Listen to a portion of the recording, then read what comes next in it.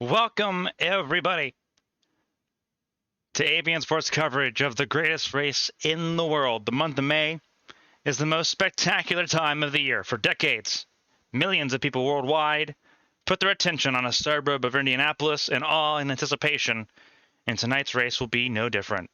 This race has had many nicknames over the years, from the greatest spectacle in racing to the showcase of immortality. And for the 110th time, one of 33 of the fastest drivers in the world will have their place etched in history and cast in chrome on the Germain Espinoza Trophy. For the first time in 2 decades, an Indianapolis 500 rookie will lead us to green. Estonian driver Mia Vitsut secured pole position last weekend and has locked almost all of the awards up for grabs here going to the month of May. She's looked unstoppable here at the Brickyard. But it's time to put your money where your mouth is. She's going to have a lot of pressure immediately right out of the gate. Her teammate, three-time race winner here, defending world champion Kimi Kinoshita, will start alongside her on the front row of the grid, and it's a bittersweet occurrence for Kinoshita here tonight. At the beginning of the month on May 1st, we lost a phenomenal talent, Christina Espinoza, in a helicopter crash that was carrying her and 9 others.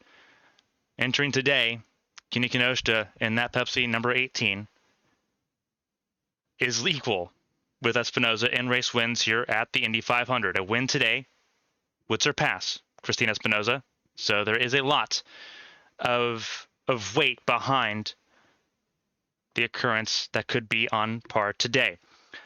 Last time out, we had a race winner for the first time in Natalia Vulicevic. Vulicevic is in a circle of Cat Devil Racing cars.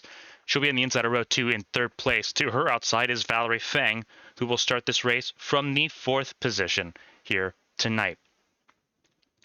So the pressure is on 100% here. We'll go through the rest of the starting grid because there's 33 cars. We've got a lot to go through here at Indianapolis in row 3. It's Artyom Kozlov leading the way for Panasonic Team Impulse and Toyota.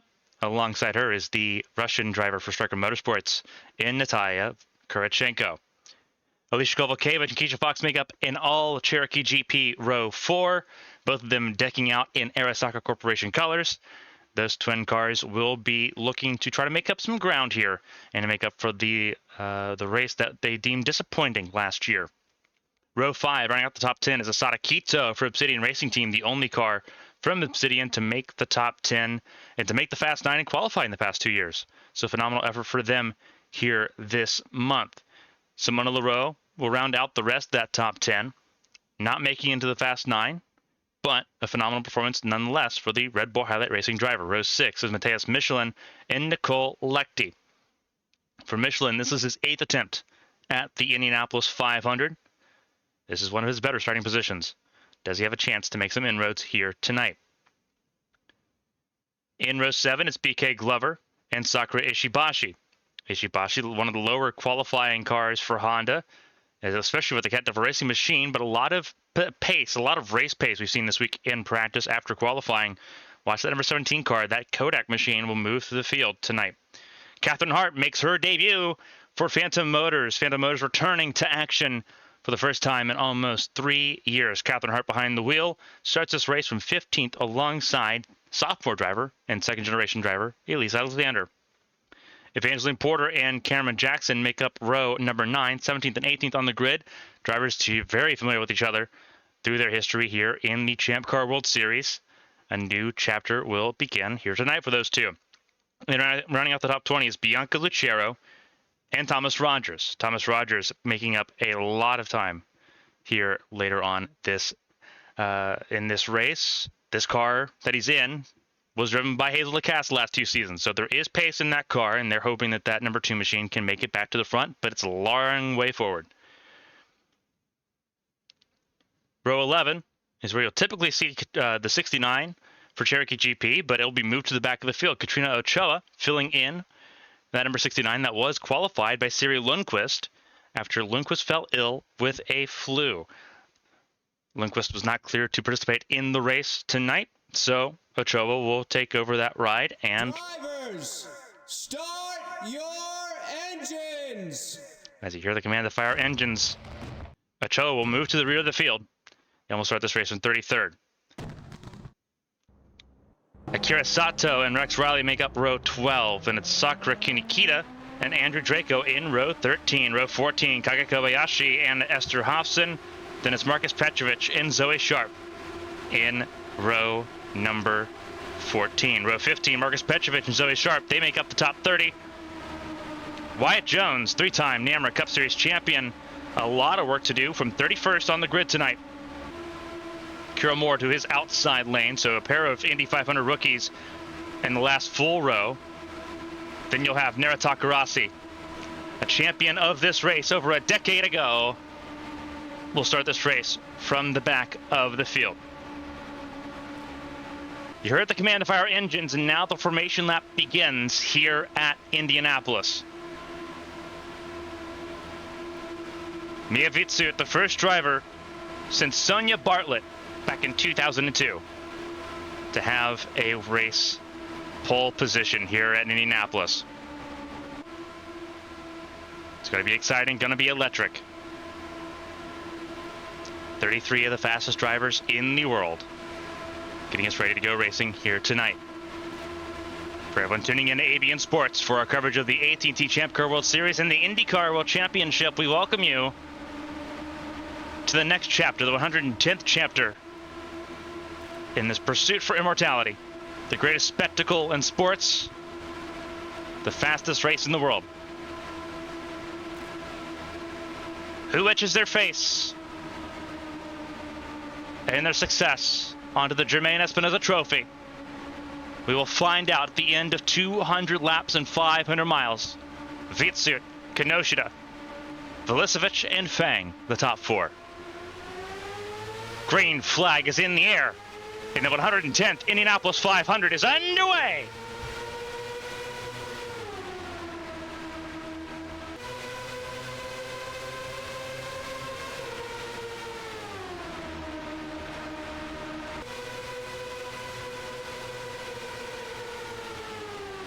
Early runnings for Vitsut and Vilisevic.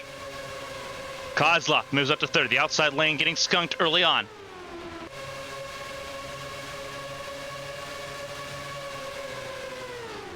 But so far, so good for Vitsut and company. As we get through the opening laps here, there's Asada Kito in the 86, running a throwback to his teammate in Zoe Sharp.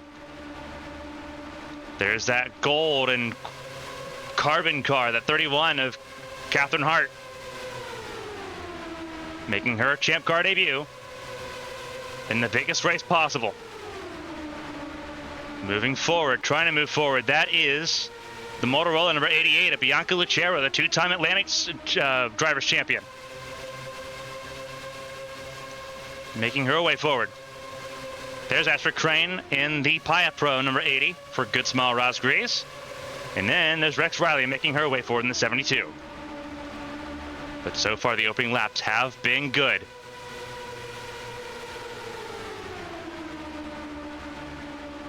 Not so kind for the Cherokee GP car. I believe that is the 62 of Keisha Fox. It is.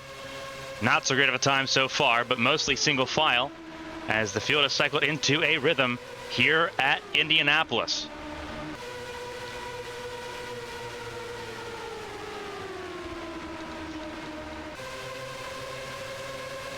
Front of the field, still Mia Vitsut, the Estonian rookie. Stormed the spotlight at Motegi, led the most laps in that race, ended up finishing third after running out of fuel. But has made her case and laid her claim to future stardom in the Champ Car World Series, leading the way over a driver that just won at Homestead Miami 4 weeks ago, a month ago. It doesn't feel like that long. Natalia Vilisevic with the hot hand entering the month of May and has maintained it so far. There's Alicia Kovalkiewicz behind the three of Artyom Kozlov. For Kovalkiewicz, made her triumphant return after being injured at Lausitz Ring last year. That was her first race back in over 2 years. Now back in a full-time capacity, Kovalkiewicz wanting to go for gold. Right now sitting fourth place ahead of the three-time winner of this race and the defending world champion, Kimi Kinoshita. A little bit further back is where you'll find Mateus Michelin. Again, very similar situation to where he was at Homestead, Miami. And then it's side by side. There's Porter trying to get around Quito and will do so. And you know what? Catherine Hart doing a really good job just following suit there. Follow the experienced drivers through here as Quito blocks off Valerie Fang. Clusters of drivers so far in the early goings of this race. 5 laps in here at Indianapolis, and it's been very clean as everyone tries to find some rhythm and momentum here at the Brickyard.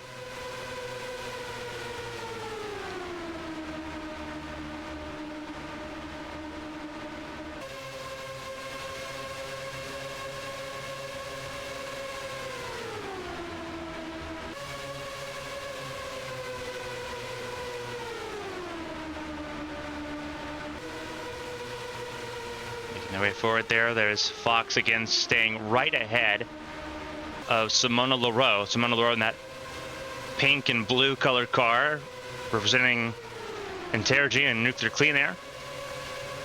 And Cameron Jackson in the 19. Not too far adrift of this right now, sitting pretty decent up here near the top 10. Not in the top 10 just yet. This is just outside the top 10. I believe 11th is where Valerie Fang is at. And Valerie Fang's going to come down pit lane. Trouble for the 16 early on. And she'll move to the back of the field. There is Kira Moore in the Interstate Batteries, number 67, making her debut at the 500. Qualified in for Frostfire Racing, but has lost touch with that 21 of Marcus Petrovic near the back of the field. But big time trouble for the 16 car, while her teammate and rumored successor in that 16 car, Mia Vitsu, leads the way and breaks away from the 13, Natalia Vilisevic. It's Vilisevic, then Kozlov, then you have Kovalkiewicz and Kinoshta, second, third, fourth, and fifth. Michelin firmly in the 6th position. Catherine Hart in 7th, 8th place. Porter, 9th place. Quito. Then top 10 is where you'll find Simona Leroux, and the battle just outside the top 10 now containing Natalia Kurachenko, Cameron Jackson. There is the 2 car of Thomas Rogers. We talked about him having to make his way up through the field. He's doing so, but it's about to get a lot harder for him as he gets around the 78 of Nicole Lechty, the Iron Maiden.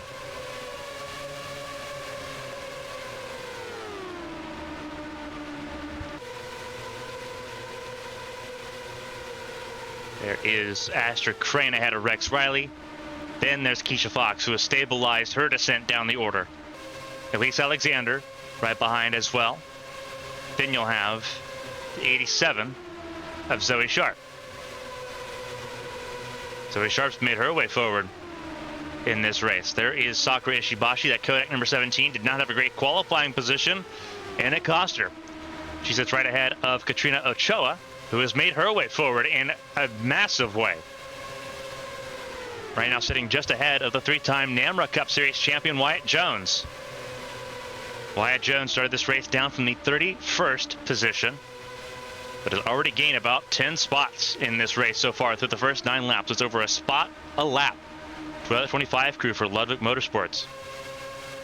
Just behind, there is a driver, a 2-time world champion, still missing this race on his resume, Andrew Draco, sitting stable right now ahead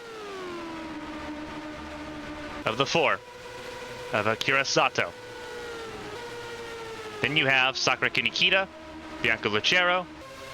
Then there's the 57, Nenara Takarasi, the 2012 champion of this race, Esther Hofson, Petrovic, Kobayashi, and more. Valerie Fang is back out on track at the moment. All 33 cars still rolling around here at the Indianapolis Motor Speedway.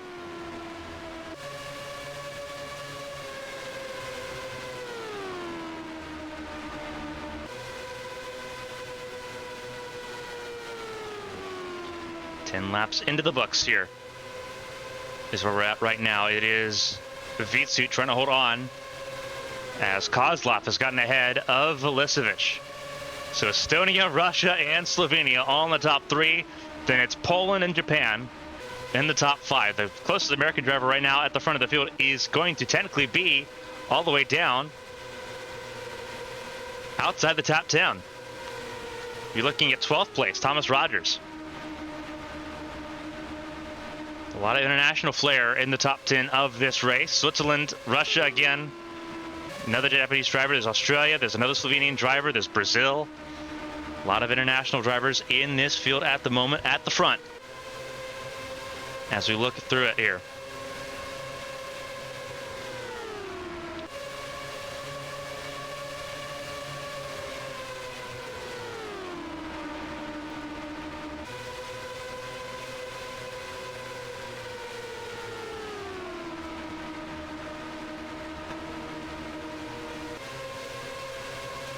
Kenosha again sitting in the 5th position at the moment behind Kovalkiewicz. Then there's a giant gap all the way to Matthias Michelin. Michelin just hasn't been able to kind of keep that pace that's been going strong so far at the front of the field.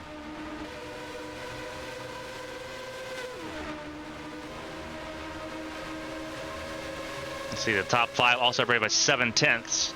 Michelin's over 4 seconds adrift right now. Then it's Porter and Hart in this 3-car cluster. Asada Quito's broken out on his own.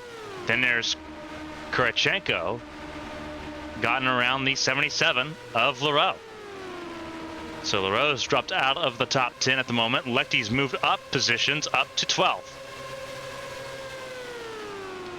There goes Lecty up to the 12th spot. Rogers down to 13th place. Then you have Asher Crane, Cameron Jackson, and Rex Riley in the top 16. Top half of the field is earmarked by Keisha Fox. Started this race in 8th position and has not looked 8th place speed at all.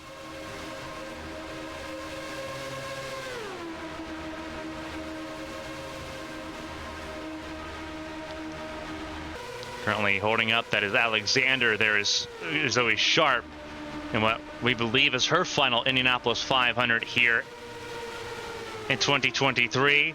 Andrew Draco has been dropping hints about potential retirement on his own behalf. Then you have Sakura Ishibashi, who is stuck mired in this traffic as well, as Draco makes a move on Sharp. 2 legends of the series going at it here. And Draco will dispatch Sharp, as will most of the rest of this group. Sharp will drop all the way back behind Wyatt Jones.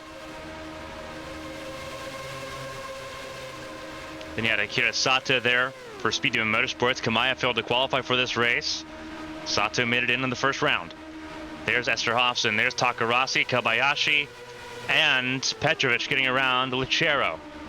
Then you have the 67 Akira Moore, who's gotten around Kunikita. And last place running at the moment belongs to Valerie Fang. Mia Vitsut leads the way by a little over 2/10.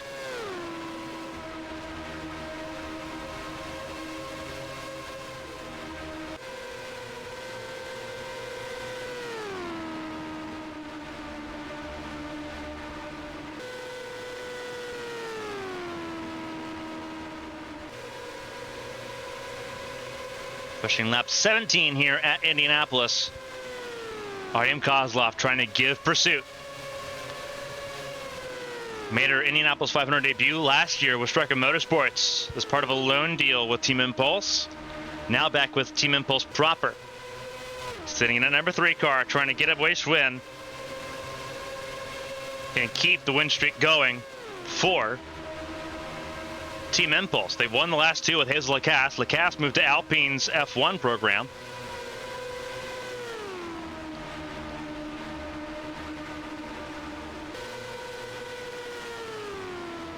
So there's a lot of changes going on for the Team Impulse camp, but Kozlov showing that there was reason to have belief in the Russian rookie.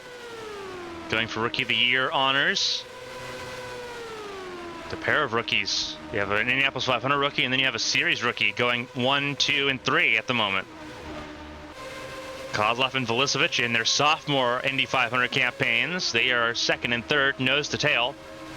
And they have 2 veterans of the sport in Kovalkiewicz and Kinoshita sitting 4th and 5th. A really interesting bunch leading the field and setting the pace here at the 500. Again, ticker at the top of your screen showing where everyone's at the moment.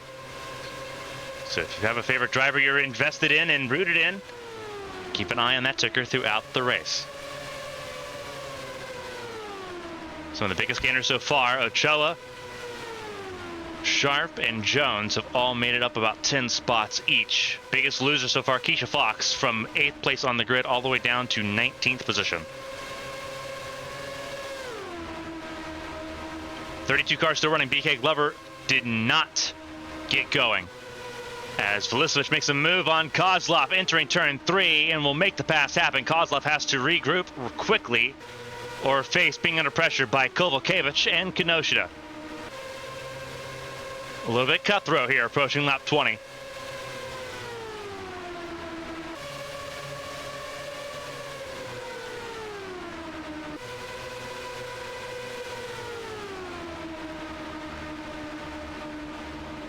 Really good stuff so far, though.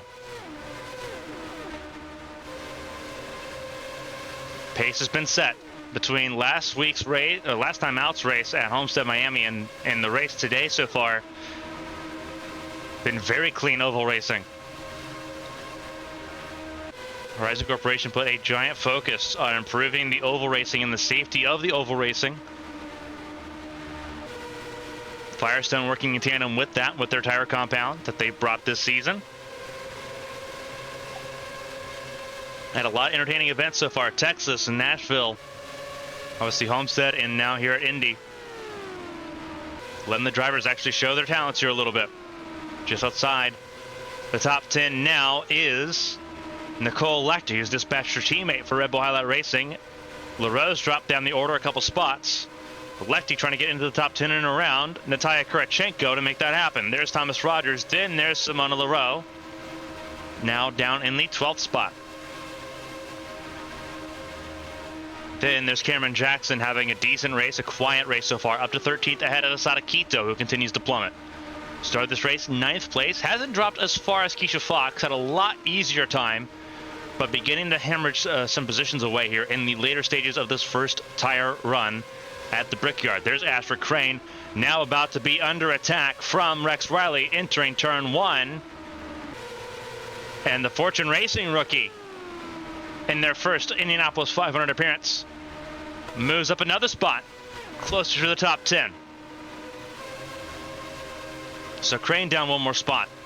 Then you have Andrew Draco ahead of Sakura Ishibashi, Wyatt Jones, and then there's Elise Alexander making their way forward slowly but surely. Alexander looks to the inside of the 3-time NAMRA Cup Series champion, but no dice in turn 3. Just behind those two is Keisha Fox, who continues to plummet. It's like a parachute on the back of the 62 car. Just not permitting that car to have any leeway here.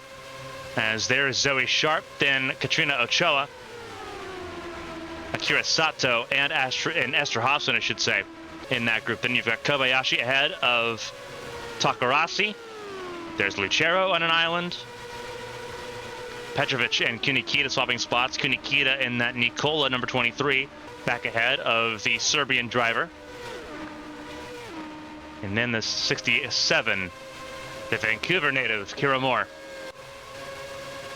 Then there's Valerie Fang just ahead of her teammate, in danger of going another lap down to Mia Vitsut.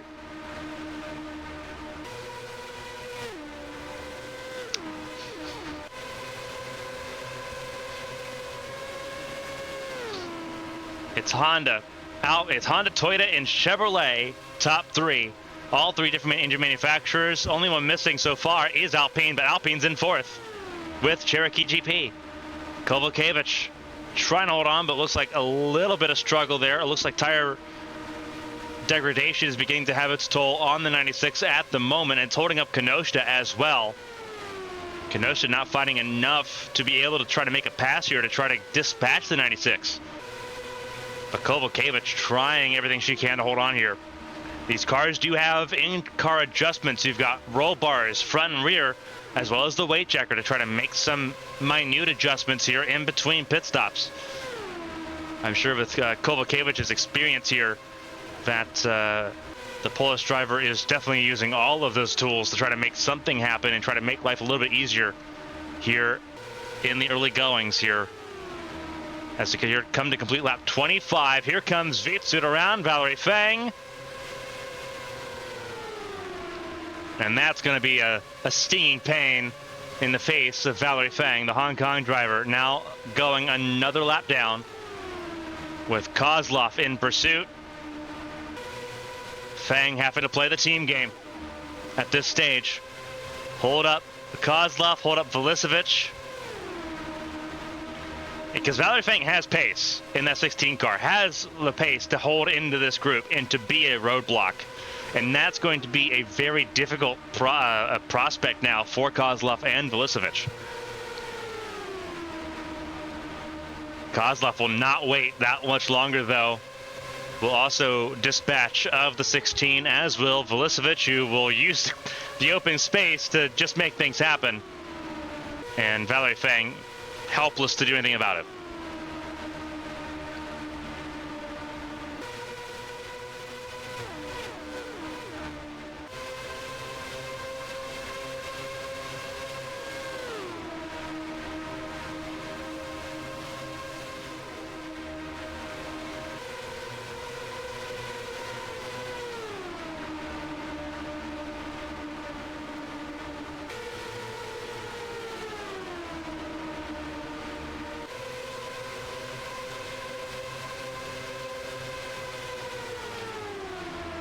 Lap 27 completed here at the Brickyard as Valerie Fang now holds up.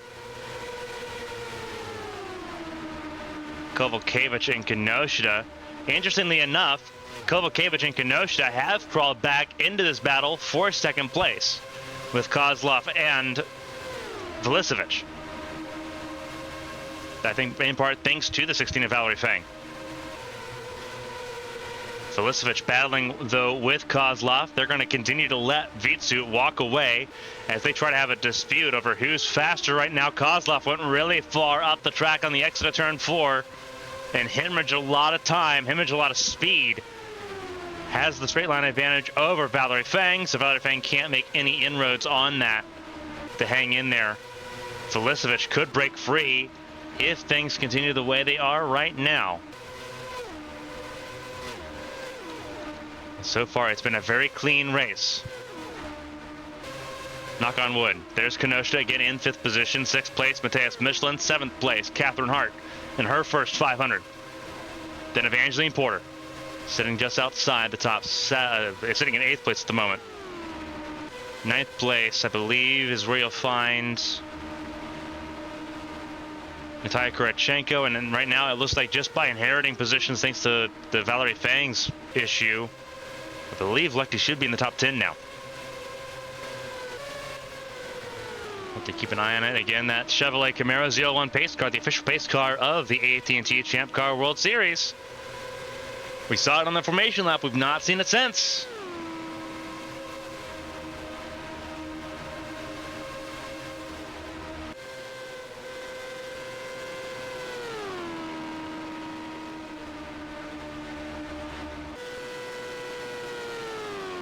Vitsu leads the way, coming to complete lap 30.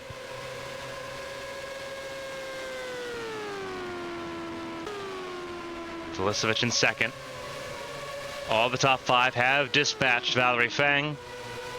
Kozlov in 3rd. Kovalevich in 4th. Kinoshita in the top 5 at the moment. Kinoshita saving fuel, sitting patiently behind the 96. Biding her time, not a bad decision. Kinoshita's won this race a variety of ways. 2015, 2017, and 2018 all belong to Kinoshita. She's won this game. She's won this race by an inch. She's won it by a mile. Right now, she's just keeping herself in that hunt at the moment. But surprisingly, it is not a very clear-cut affair for Cat Devil Racing right now. Mia Vitsu leading the way, but you have to think about Honda's reliability woes that we've seen already this season. One of the Toyotas already out of this race with BK Glover.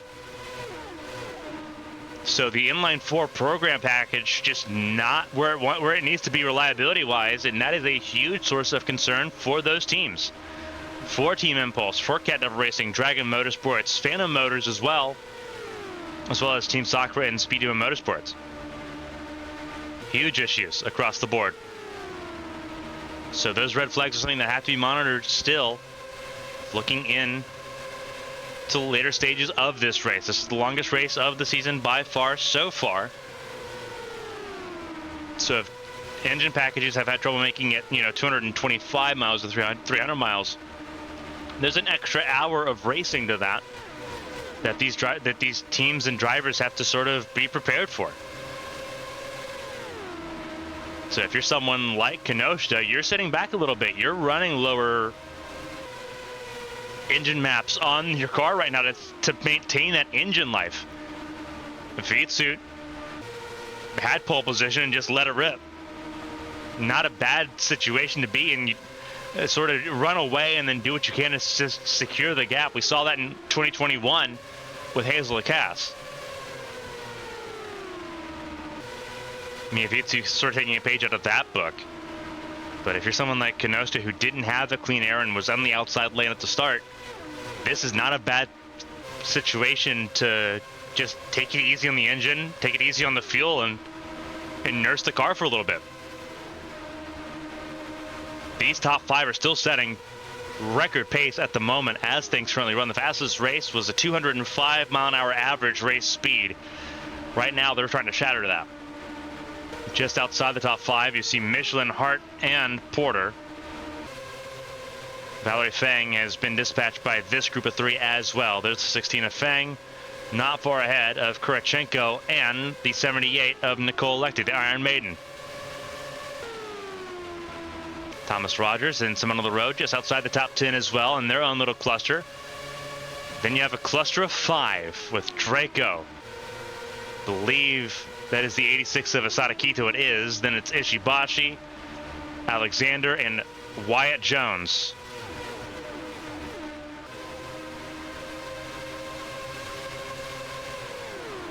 Wyatt Jones, a 3-time NAMR Cup Series champion, the first stock car champion to move to open wheel and to attempt this race since the formation of the World Championship. And so far, he's doing a good job. Started this race in 31st position, is already making inroads here. He's gained over 10 spots in this race so far, and is tagging along with a pretty good group so far. They got Draco in 15th, 2-time series champion. You got Asada Kito, 2021 GP1 champion over in Japan. Sakura Ishibashi, almost 10 race wins to her credit. Cameron Jackson just behind, former Grand Prix world champion in 2012. Race wins to his own credit. Astra Crane, race wins to her own credit. A lot of race winners in this group right now. Trying to take it easy, and then there's Rex Riley there in the back, another rookie, trying to make some inroads and just have a very safe opening laps at the 500. So far, it's worked out pretty well. Wyatt Jones in the 17th position, up 14 spots from where he started this race.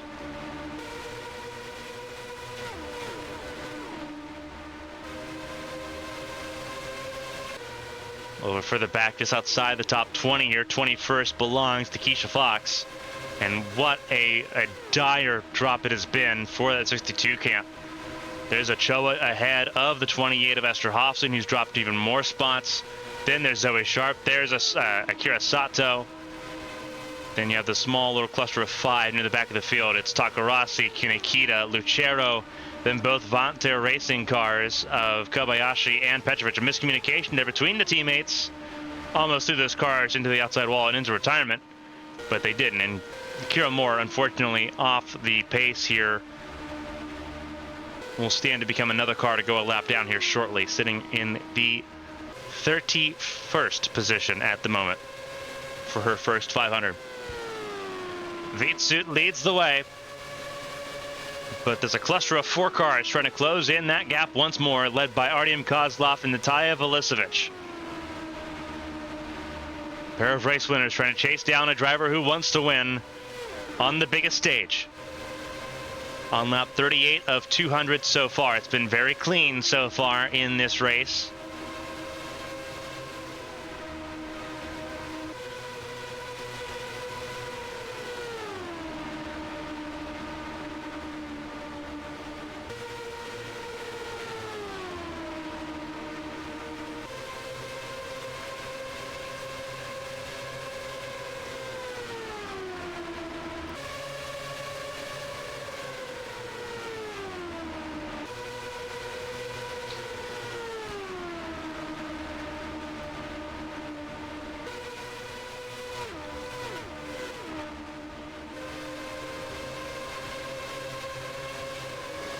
Phenomenal stuff so far.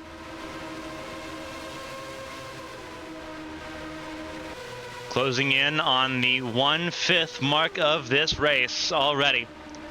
It has been frantic pace from bell to bell so far. Keep an eye on Kozlov and Vilisevic. Vilisevic in the 13, Kozlov in the 3. They are going for it, trying to close in on Mia Vitsut, with pit stops coming shortly.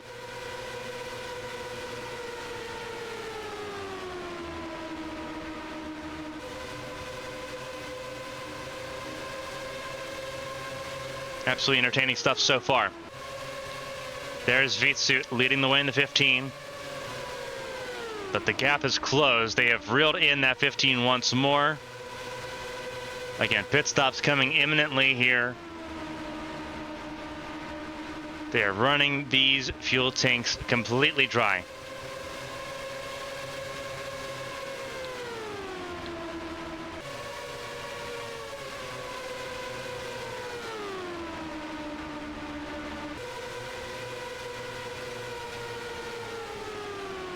Been phenomenal stuff so far. We've crossed the 1/5 mark in this race, setting record pace so far. One retirement, and that was at the start of this race.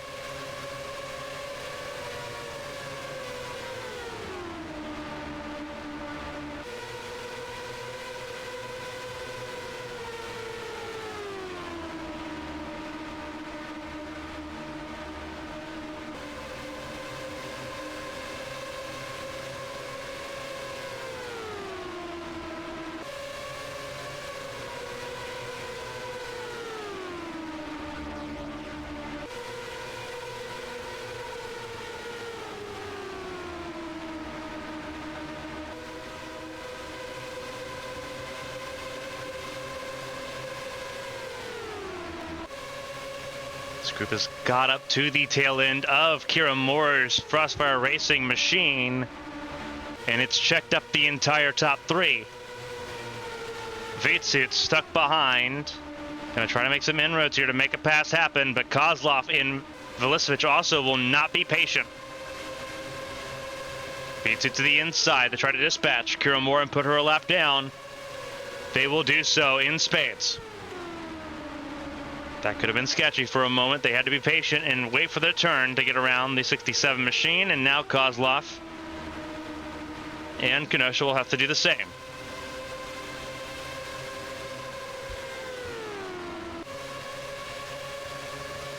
Wild stuff so far in the opening stanza.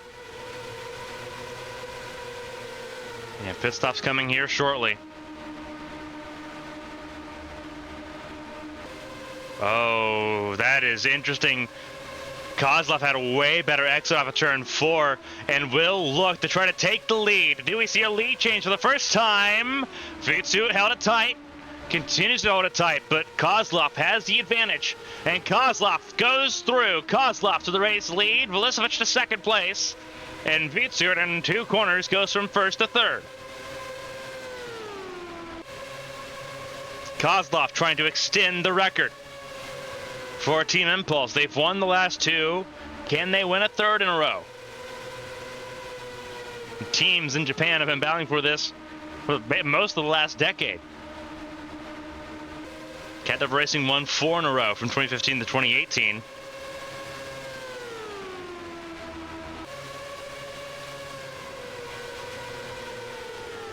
'20 was won by Sebastian Devereaux.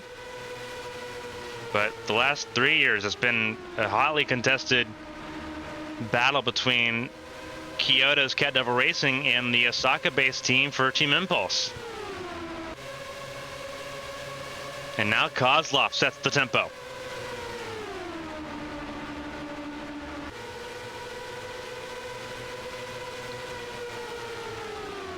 I think that is coming in. That is a pit stop coming in for Mia Vitsut. And teammates will work together and come in at the same time here. Vitsut and Kenosha in. Kozlov and Vilisevic stay out.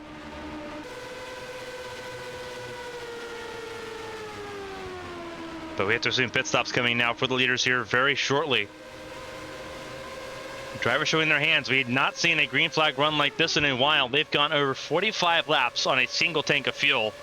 That switched to carbon neutral fuels on top of the smaller engine packages have definitely changed some things as far as the fuel economy has been. Here comes the race leaders in. Michelin will come in as well, and I believe the car may have stayed out. I don't know if that was the 96 of Kovalkiewicz that stays out.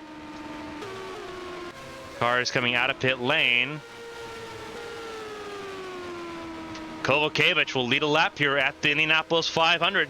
The 96 car will come out and briefly lap Miavitsu.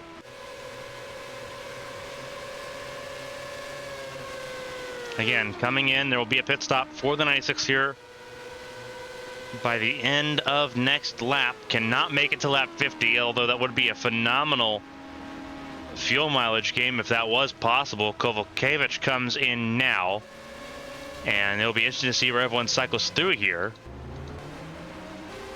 A lot of cars coming out of pit lane. There is Kozlov, who's gotten a massive head start compared to Velicevic, but is it enough to stay ahead of Miavitsu?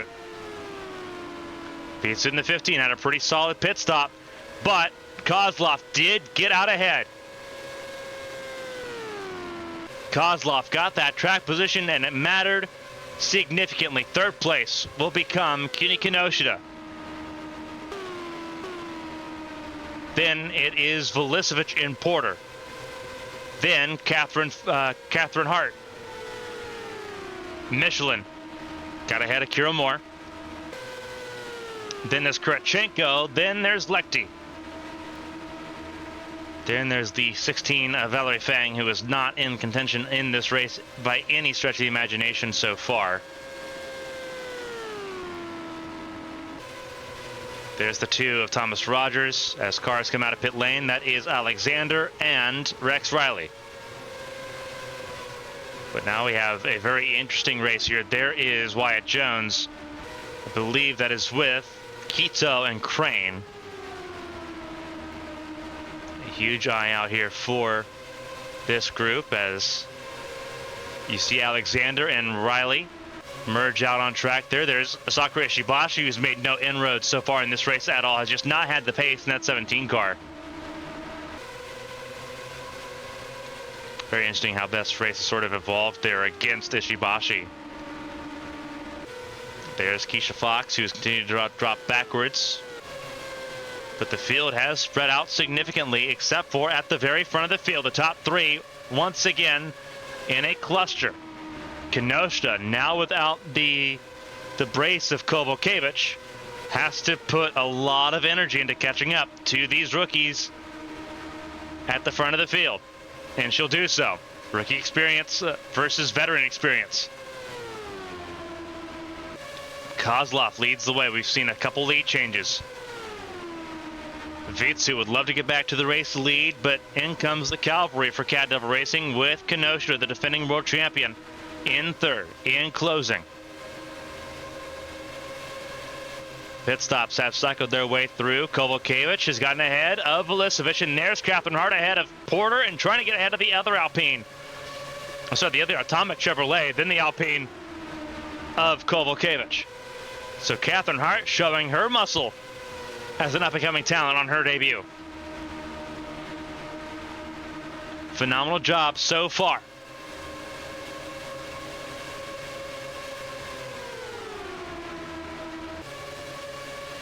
Absolutely phenomenal stuff so far. Here comes Catherine Hart. Through and around, and through and around, Velicevic goes. Her more experienced teammate and Evangeline Porter, who tries to make some inroads happen there. Velicevic has now dropped out a lot here. I think they try to make an adjustment on that 13 car that's gone backwards. As Hart now puts pressure on Kovalkiewicz. Really good stuff so far. Kovalkiewicz trying to hold on to the top 5 at the moment, sitting in 4th position. Meanwhile, Kenosha has gotten right to the gearbox of Beatsuit at the front. They're being led by Artyom Kozlov. It is Honda versus Toyota, Impulse versus Cat Devil Racing.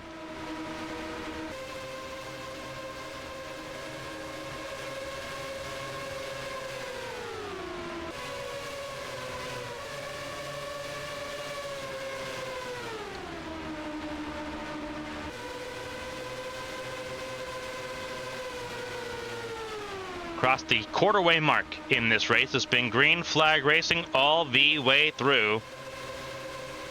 And it has been picturesque and perfect in how these battles have evolved.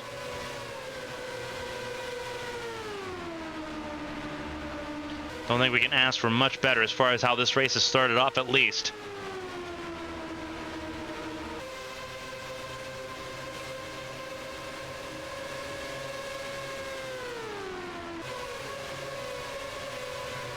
Now we'll sort of give you a perspective here. One car out of this race, and it is BK Glover after having a mechanical failure in this race. You look at the average lap speed so far, which is why we've pulled up that sidebar menu. 204.7 miles an hour is the current average race speed, and it continues to go up the more green flag laps we have here. The record is 205.7 miles an hour, the average race speed. And so far, we are en route to hit that pretty easily here as we keep an eye on Artem Kozlov and company. Fast lap of the race belongs once again to Artem Kozlov, a 42.267 mile an hour lap.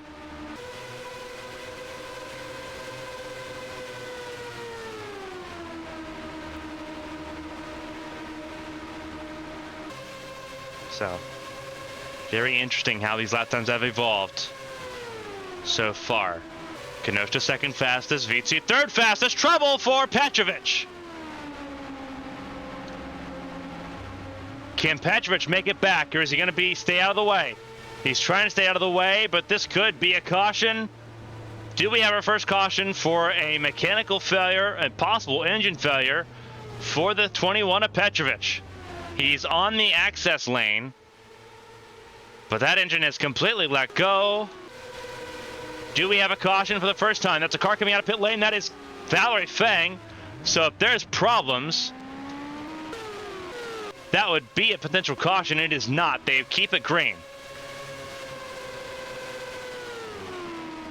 Wow.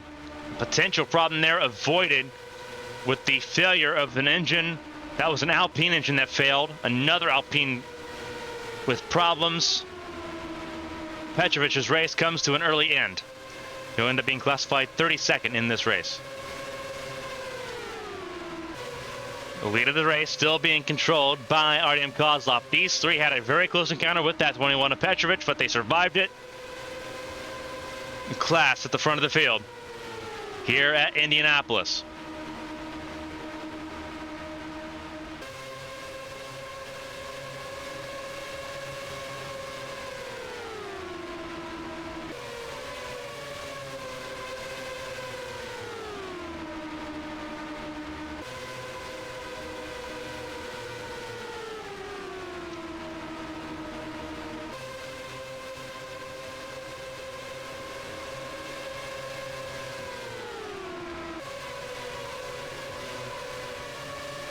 Non-stop coverage here of the 110th Indianapolis 500 here on ABN Sports.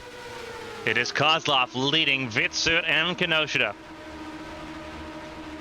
These top three keeping it very competitive. It's 2-on-1 versus Team Impulse in favor of Cat Devil Racing, but Impulse leads the way. Catherine Hart moves up to fourth place ahead of Alicia Kovalkiewicz.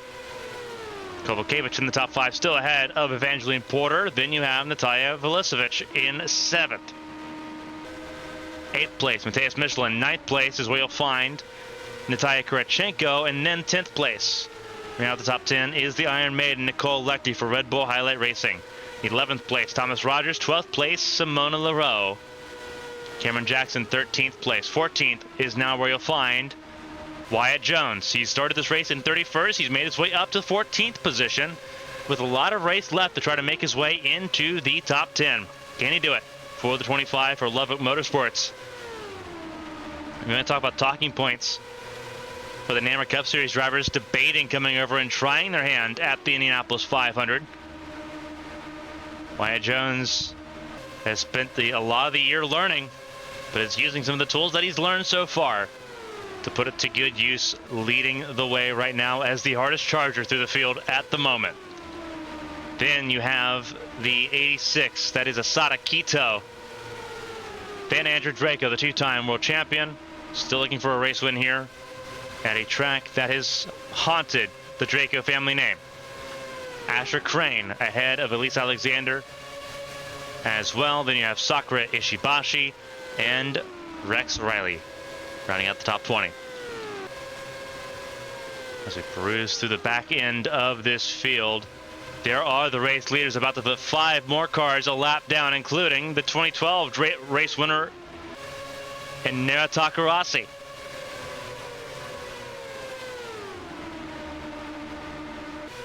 A lot more lap traffic coming up here for the race leaders. How do they manage it?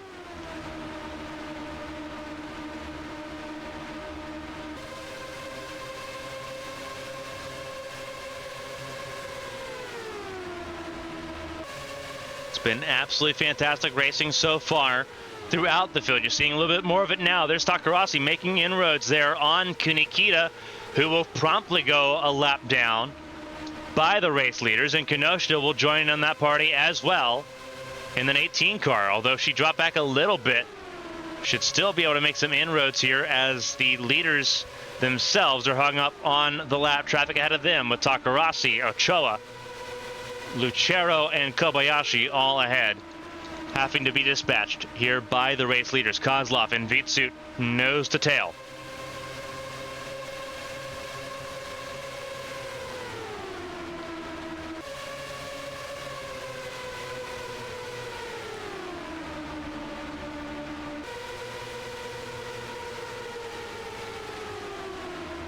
Kobayashi will now end up on the freight train side of things here, getting completely sidestepped here.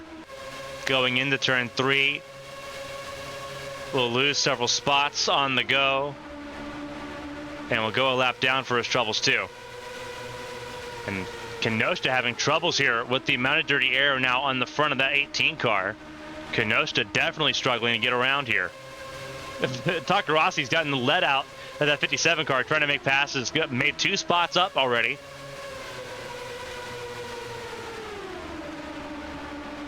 Make that 3. Chasing down Bianca Lucero, the 2-time Atlantic Championship Drivers Champion. Keep an eye on this as they've been battling and struggling with this lap traffic. It's allowed those 4th, 5th, 6th, and 7th to make some inroads. Catherine Hart, Alicia Kovalkiewicz, Evangeline Porter, and Natalia Velicevic have all made some inroads here on this lead group due to the lap traffic. It's a huge cluster of cars here on the front straightaway to complete lap 64. Takarasi leads the way, trying to stay on the lead lap, but Artyom Kozlov will eventually find a way around the 57 here.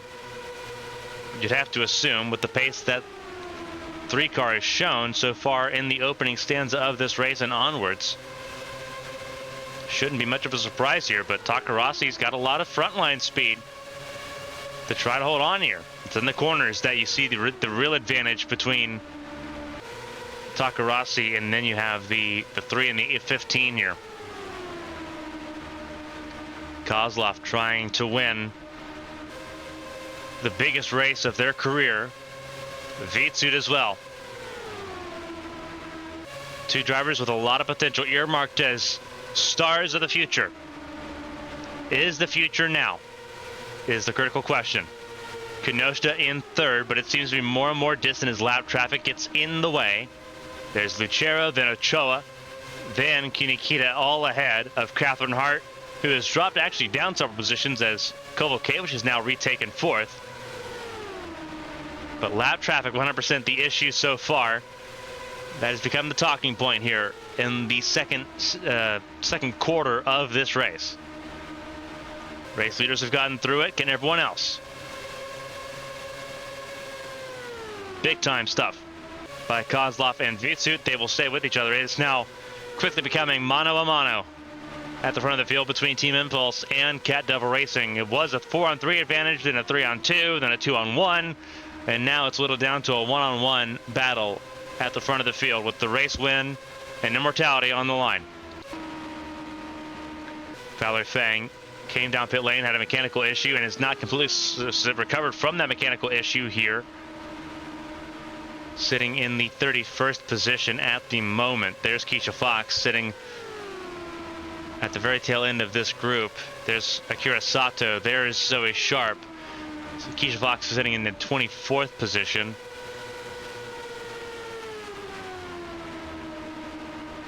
It's not been a great time so far. Bianca Lucero's gone a lap down there. 25th place now belongs to Takarasi. But 24 cars on the lead lap here at the Indianapolis 500, the 110th running of the greatest race in the world. And it's Artem Kozlov leading the way.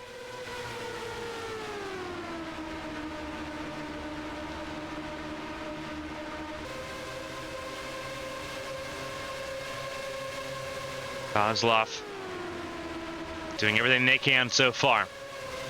2 cars out, Glover and Petrovich. 31 cars still on track at the moment.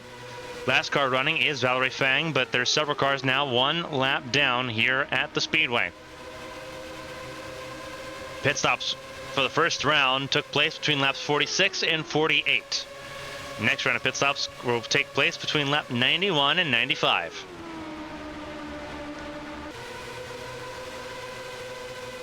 Fuel mileage has been the game, has been the talk of the month of May, and everyone's been able to do phenomenal with it.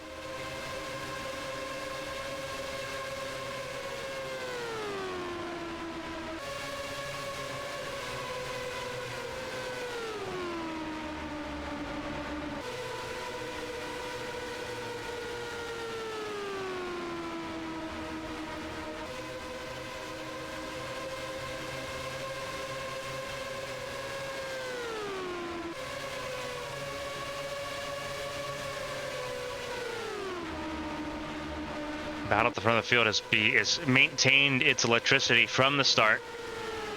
Vitsu led the first stanza pretty well undisputed until the very end. And now it has been under dispute the entire time between Kozlov and Vitsu, the Russian driver and the Estonian driver. Leading the way, a Japanese driver, 3-time winner and defending world champion Kuni Kinoshita sits third, slowly dispatching some of the lap traffic that mired that 18 car. And almost has thrown that 18 car out of range to battle for this race lead here in the second quarter of action here at Indianapolis. Takarasi proving to be a challenge here for these drivers as they've tried to get around.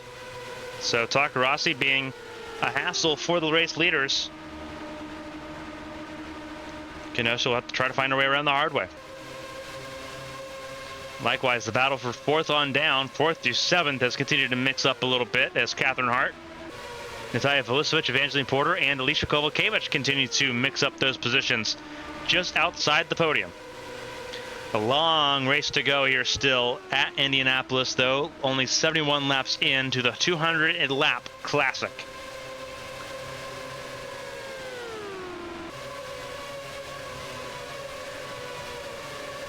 A little bit further back as we peruse through the field, more lap cars, and a huge gap between 7th and 8th place between Kovalkiewicz and Mateus Michelin, 9th and 10th. Closing in on Michelin, that's Kurachenko, his Striker Motorsports teammate, and then the 78, the Red Bull Highlight Racing car of Nicole Lechty. Simona Leroux in 11th place. Then you have the 2 of Thomas Rogers. Lap traffic, Kira Moore has closed in, Cameron Jackson, Wyatt Jones, and Asada Kito. As Jackson tries to make some inroads here, getting around the Vancouver driver, the rookie, on the outside lane. Already a lap down firmly, but at this point, Asada Kito took some opportunity there to get around Wyatt Jones. Wyatt Jones having to learn quickly this season how much different dirty air is compared to the stock cars he's used to. A lot more aerodynamic dependency in these champ car machines, and he's learning that the hard way. Trying to get around the 67 of Kira Moore. Wyatt Jones just outside the top 10, was in 14th, and will drop a spot here.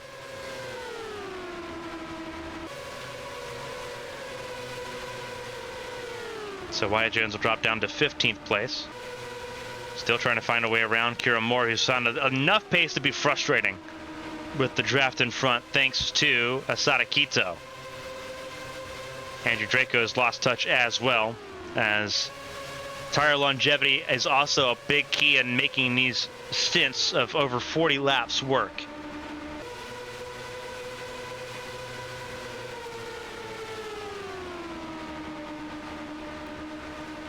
Ishibashi and Riley running out the top 20 at the moment, further down the order.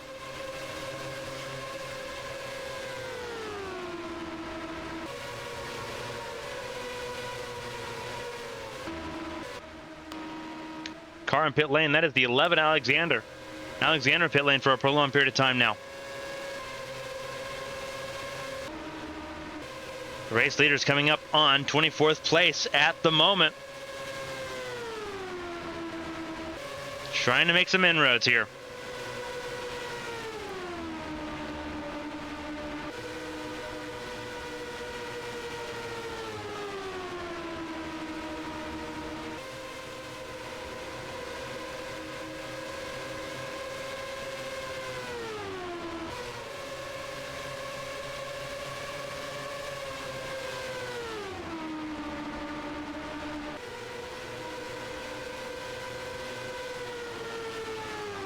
Kozlov and Vitsut lead the way.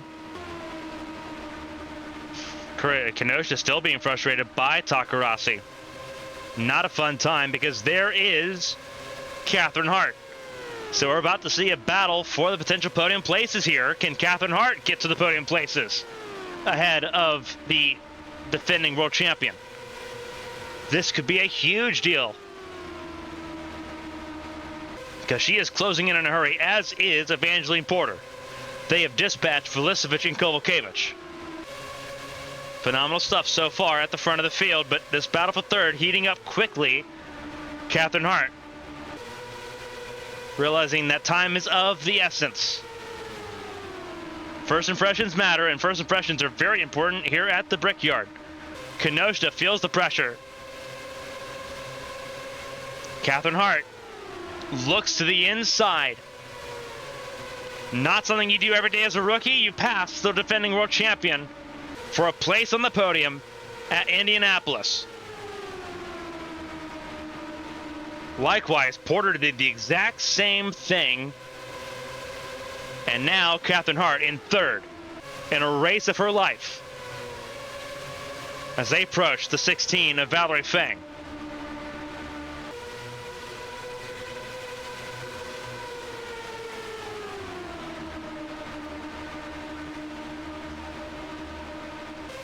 Catherine Hart looks to the inside of Takarasi, trying to dispatch the lap traffic. There's two lap cars in the path. Catherine Hart makes inroads, looks to the inside, and gets clear of Takarasi. That's one down. Kenosha. Can Kenosha also get to the inside? Almost contact. Takarasi tries shutting the door. And Kenosha tries to force her way through. Again, it is of the essence to get around that 57 car, as Catherine Hart makes some inroads on Valerie Fang. There goes Kenosha around Takarasi. Porter will do the same around her compatriot. Catherine Hart quickly dispatching the 16 of Fang.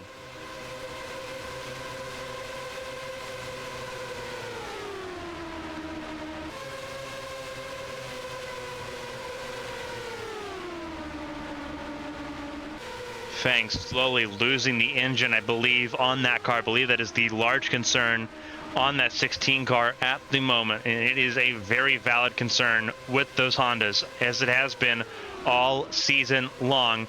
Kenosha, I think that's why Kenosha's been very timid in trying to make passes happen.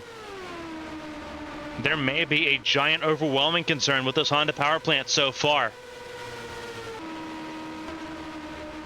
But Kenosha knows she cannot sit behind this 16 forever.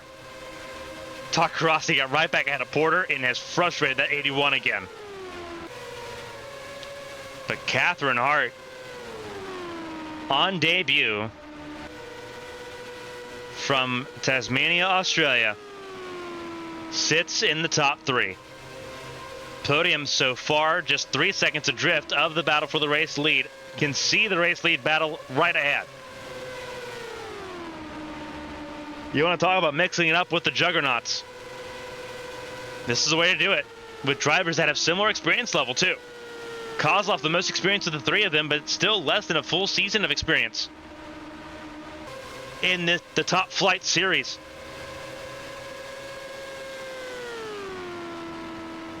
'81 laps in the books so far.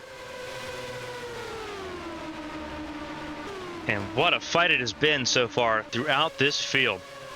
A little bit further down, there's more lap traffic. That is Kunikita and Ochoa ahead of the drivers in 9th and 10th. That's Kurachenko 9th, 10th place. No, excuse me, that's 8th, 9th, and 10th because they've both gone around Michelin. 11th place, Simona Leroux. Then it's Rogers, Jackson, Quito, and Jones. Jones still in 15th, but looking at 11th. So, despite the frustrations he had with Kira Moore early on in this race, the 25 car making some inroads again and looking at a potential chance, an outside chance, but a chance nonetheless at a potential top 10.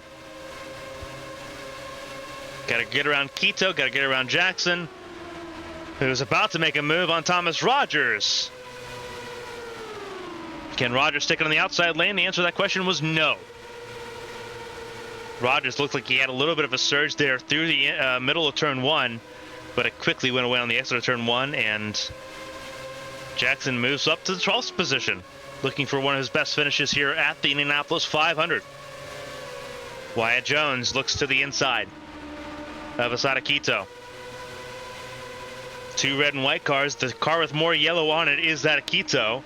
There's 2 cars like it in the field, Quito and then Zoe Sharp. 86 and 87 running mirrored cars, throwback cars to when Sharp won championships in 2011 and 2012. To the inside of Rogers goes Quito. Does Wyatt Jones also try to poach a position away from the ailing Team Impulse machine? Yes, he does. A little bit slower on the draw there for Wyatt Jones, but it's a position and back up to 14th, matching where his highest position has been so far in this race. Got to make some inroads here as Jackson tries to close in on the row. So will Quito and Jones. Just again, this is just outside the top 10, 11th through 15th we were looking at there on your screen. Now this battle just for 8th, 9th, and 10th between 2 Striker Motorsports cars in Kurachenko and Michelin and the Red Bull Highlight Racing machine of Nicole Lechty. Kurachenko leads the way in that Alienware number 84.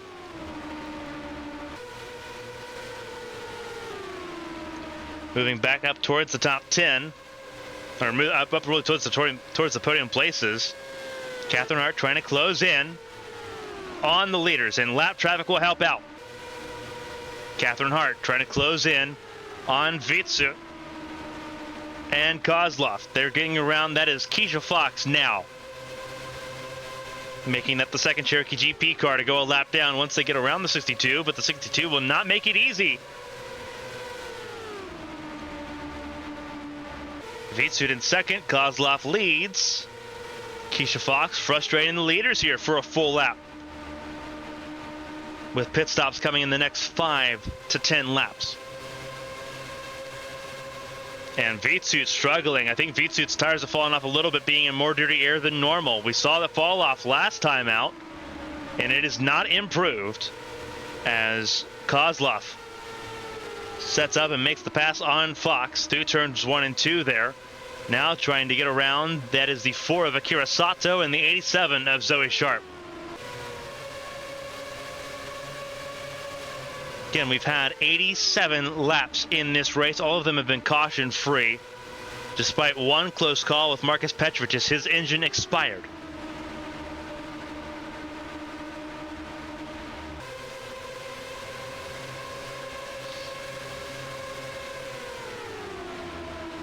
Kozlov looks to the inside of Sato.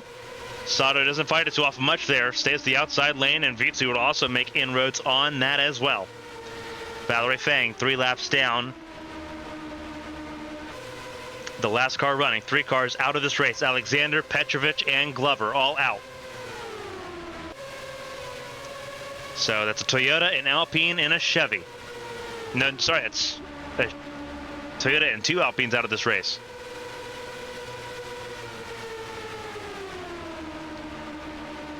Kozlov and Vitsu right behind Zoe Sharp. Sharp at the moment. Holding on as the last car on the lead lap, but for how long?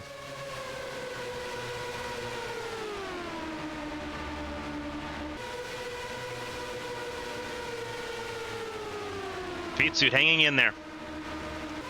Battle of her career. Very abbreviated career in Champ Car so far, but the future is bright. Looking at where everyone's at so far, looking at Catherine Hart sitting in the 3rd spot, has to go through this lap traffic still and could still fall into the clutches of Kunika Noshida in 4th. But what a race so far for Catherine Hart. Approaching lap 90, up in the top 3 at the moment. Did not have the greatest starting position in this race either. Had to actually claw forward and make those spots happen. Catherine Hart for Phantom Motors. That cars had a lot of pace. They just couldn't really fully capitalize on it here. You know, you look where Catherine Hart started. Catherine Hart started this race in 15th place. So some serious inroads had to be made there for that 31 crew, but Catherine Hart has stood up to the challenge phenomenally.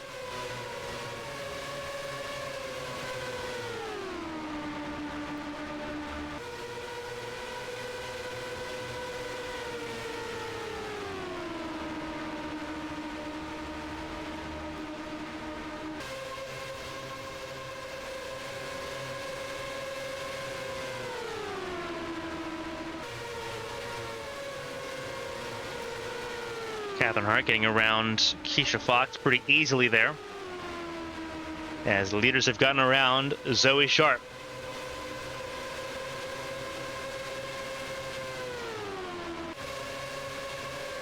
It has been absolutely phenomenal stuff here so far in this race.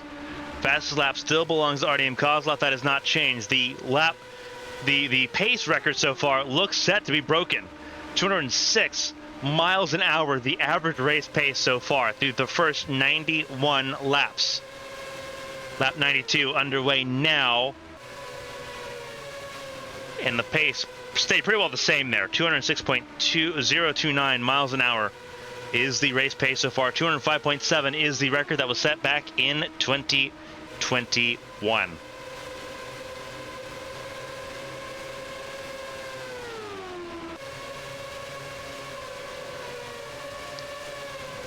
Sort of perusing through the field at the moment. 20 cars on the lead lap, 30 cars still running as things stand at the moment.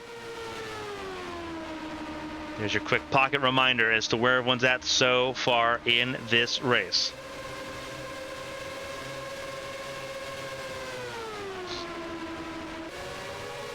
Pit stops have started. That was Catherine Hart coming out of pit lane. One of the first ones in and one of the first ones out. When do the race leaders come down pit lane? That is the huge question.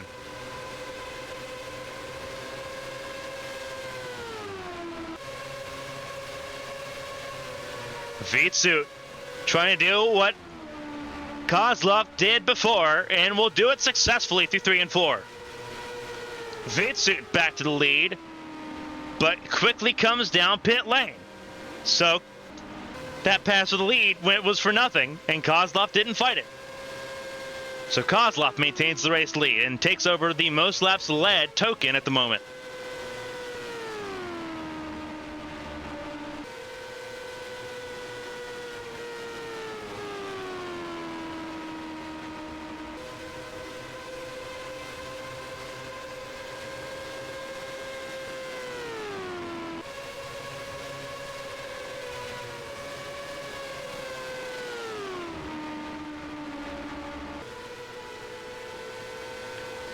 Kozlov leads the way, but a pit stop incoming here for the 3 car. The question is right now, does Catherine Hart make any inroads here? This will be interesting. Came in early, got fresh tires quicker. Will that help Catherine Hart close into the battle for the race lead? Just put all the leaders to come in on different laps too. So, very interesting sort of scenario here. There's Vitsut. This is very, very important. Catherine Hart will close in on Mia Vitsut. Importantly, so will Kenosha, technically. Not in range there with Catherine Hart, but they both closed in there with Vitsut. Vitsut and Kenosha pit on the same lap. Once again, they pit on the same lap, and Catherine Hart's going to capitalize on the warmer tires. Vitsut on cold tires cannot stand the threat. Catherine Hart moving up to provisionally second place by the time this all cycles through. Where is Artyom Kozlov?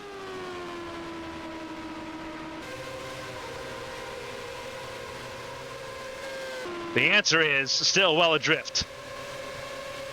We'll talk about pit road speeds.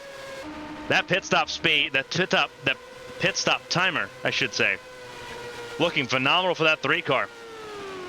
Catherine Hart moves up to second place. Again, waiting for all the cars to cycle through pit lane. But this is where Catherine Hart's going to end up being, in second place.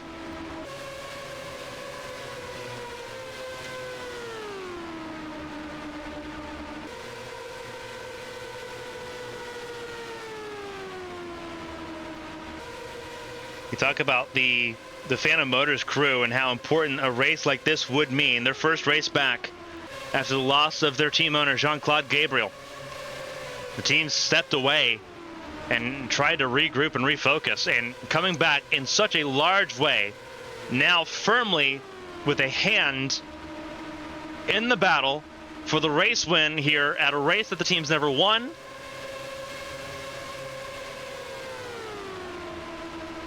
For a driver who's just now making their Champ Car debut.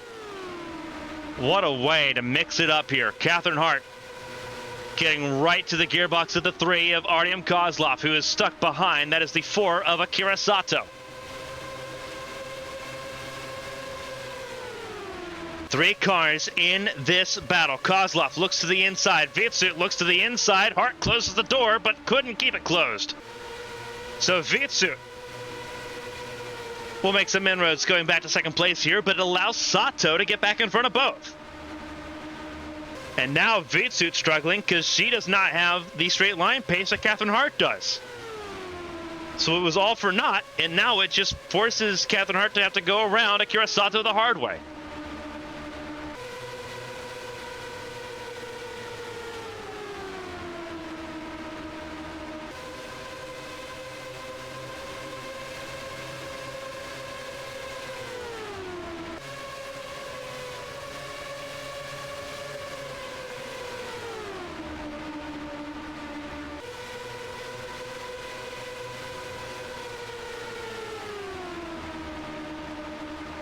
Making inroads here.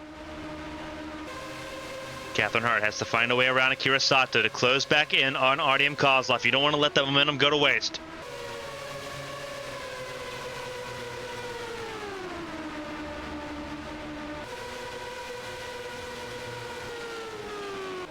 Kozlov leads the way. Next car up to go a lap down will be Esther Hofson, who's had to her own accord an abysmal month of May. Then you have Astra Crane, then Sakura Ishibashi. How far those two have fallen in this race so far. Rex Riley up ahead as well. Then you have Andrew Draco. Then you have Quito. There is Rogers. That is LaRoe and Jackson. Wyatt Jones. You want to talk about a magical pit stop.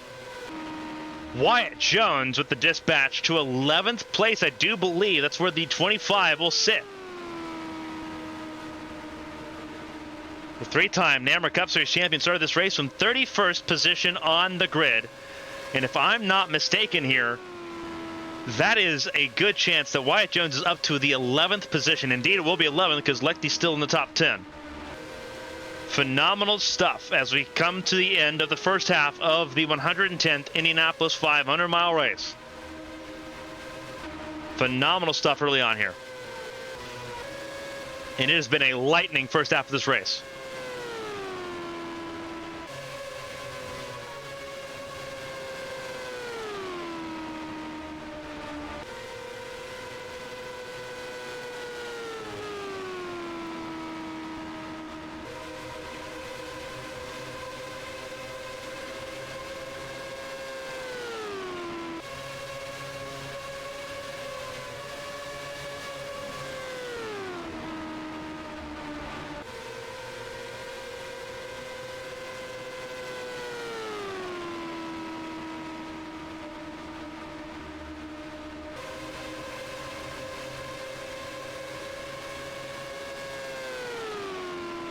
Kozlov leads the way over Catherine Hart and Mia Vitsut. Vitsut once again got ahead of Catherine Hart, trying to dispatch the 4 of Akira Sato.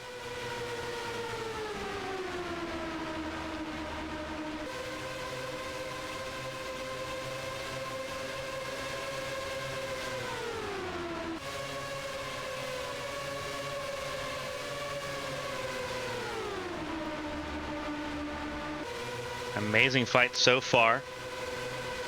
That's about to get a little bit more intense with the addition of Kenosha, who's closing in on this battle, thanks to both Vitsut and Catherine Hart's struggle to get around the 4 of Akira Sato. Hart tries to make a move again on Vitsut, will do so.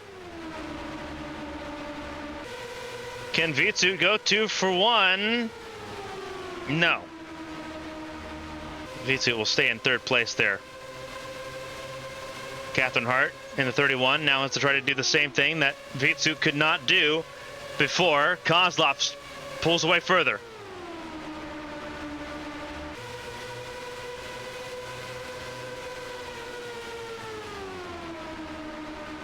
Catherine Hart trying to make a move here. Trying to build up some momentum and build up some speed here, but Akira Sato being very frustrating to try to get around. And Vitsut once again gets around here.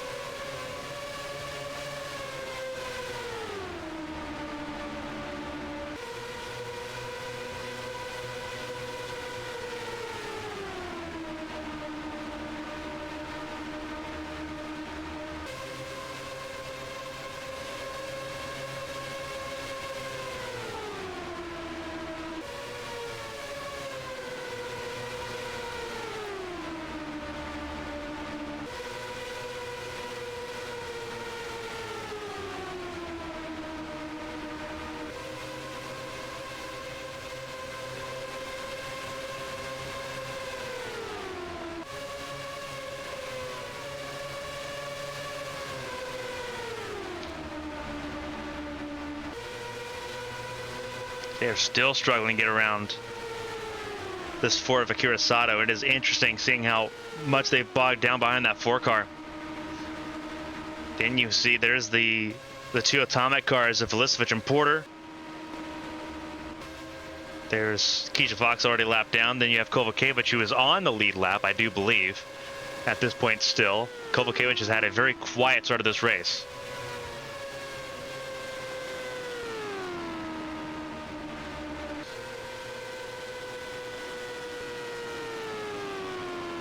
But again, a very quiet race for the Polish driver. Started this race in the top 10, has stayed in the top 10 all race long. And so far, I believe, sitting in the 7th position. Not really in any threat to really get up to Porter or Velisevich, but also not really in any danger of going outside the top 10, because the top 10 is all battling right here. 8th, 9th, and 10th. It's Michelin, Kurichenko, and Lechty. And then you have to look a bit further back. Wyatt Jones trying to join into this battle.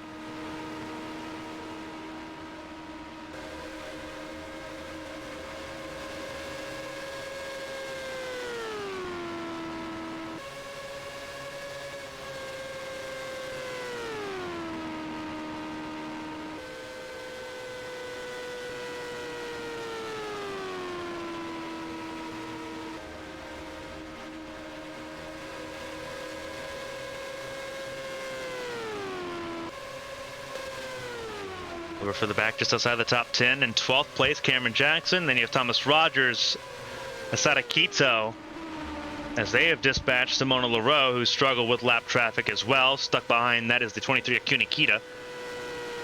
Then you have Valerie Fang, who is currently the last car running at the moment as things stand. There's Andrew Draco struggling a little bit with that number 20 machine.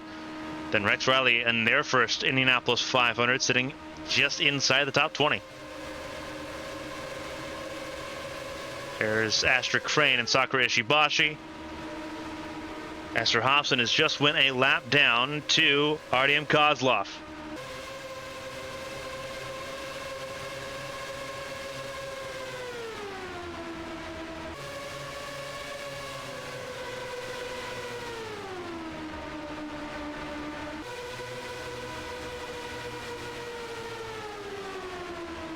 Phenomenal stuff so far. Still looking at this battle, though, for second place. They're all stuck behind traffic at the moment. Akira Sato has just been that hard to pass. It's been that frustrating to get around. And it's forcing Kinoshita and Vitsut to struggle.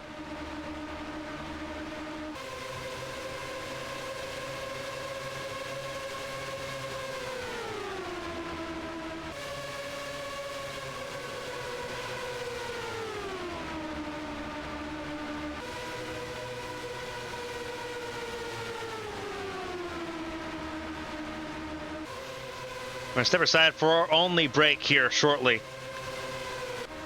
It has been a absolutely wild ride here at the Indianapolis Motor Speedway. The 110th Indianapolis 500 continues here on ABN. We're going to step aside for a short break. Don't go anywhere. You're on ABN Sports.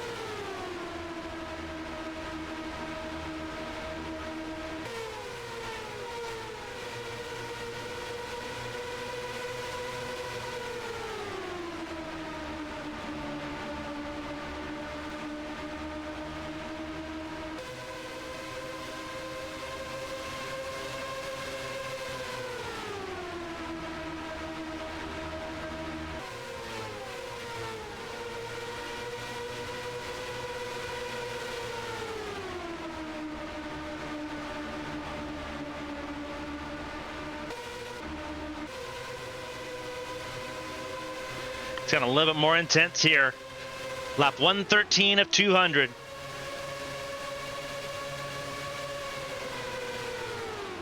Here at Indianapolis, the 110th Indianapolis 500 has seen a crazy battle for second place become a four-car battle for second place.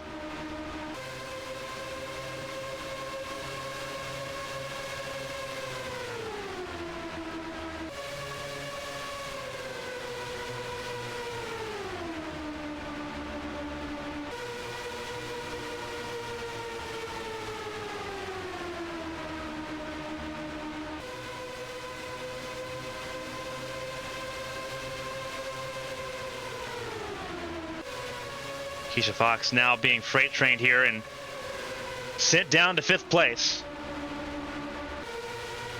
As now Vitsut and Filicevic battle again for that second spot again. They're both being frustrated. All of them being frustrated by Akira Sato.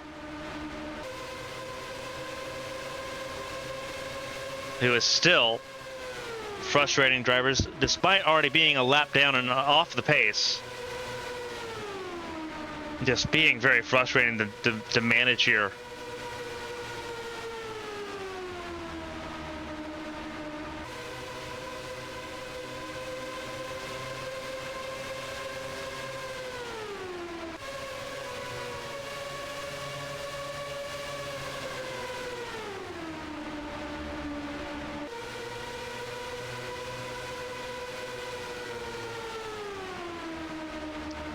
Can someone get around Akira Sato? Looks like Vitsu was looking for a chance to do so, but couldn't.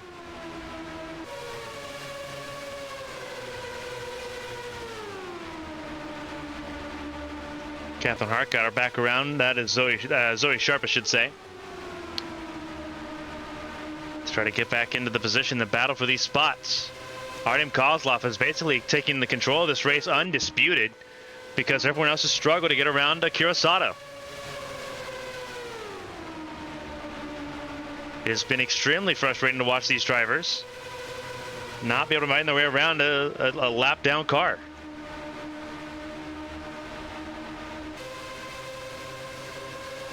But that's where second, third, fourth, and fifth currently are at the moment, with not really any chance of relief on that one.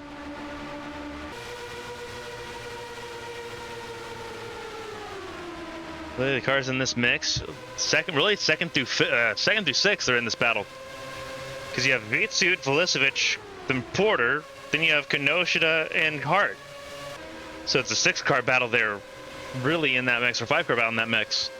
Then you have this upcoming battle for 7th through 10th between Kovalkiewicz, Kurachenko, Michelin, and Lechty, with Wyatt Jones not far behind either, I don't believe, although he looks like he's fallen back a little bit on his own.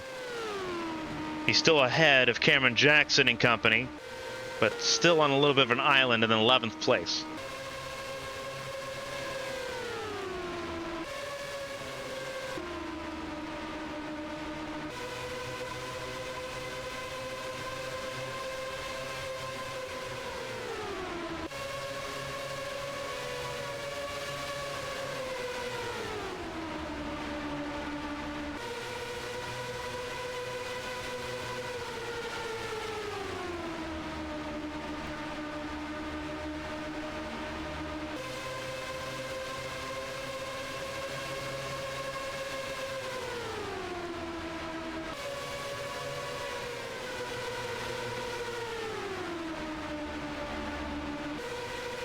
Vitsu trying to make some inroads here. Once again, the gap has been pretty staggering at this stage. Kozlov trying to extend Team Impulse's win rate here at the Indianapolis Motor Speedway. The gap is now 8 seconds. That is staggering. Absolutely staggering.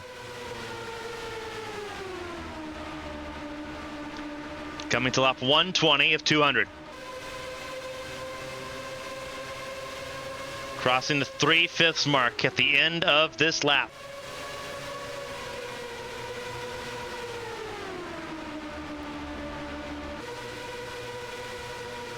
Been insanely frantic all race long. Do the drivers have any chance to make up this inroads in the next 81 laps?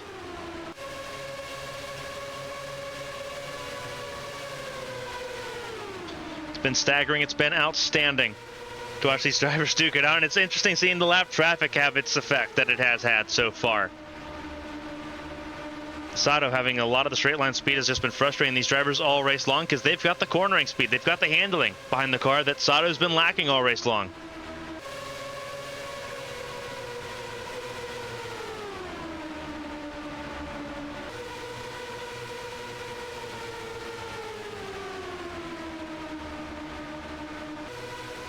And now here comes Kira Moore.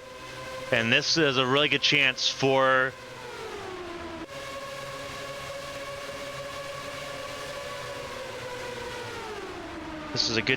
them to throw Sato to the back burner if they can get him around him.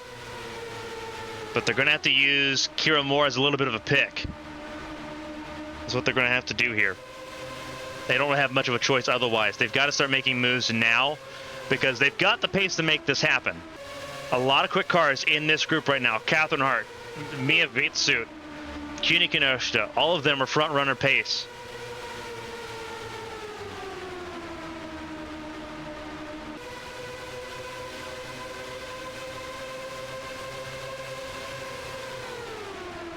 Approaching the 67 of Kira Moore. Sato looks to the inside.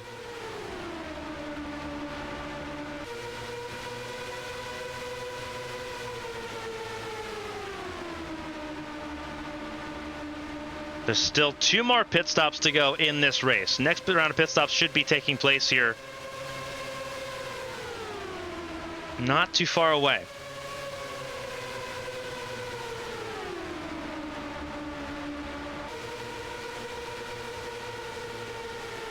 And that did not work the way they wanted it to. Sato was pretty well aware that he needed to stay ahead.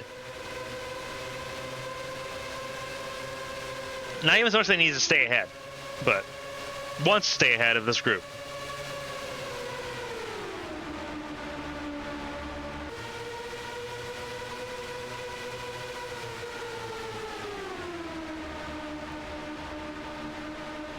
Vitsut trying to make some inroads, just couldn't get the run out of the corner. You can see the attempt being made every single time.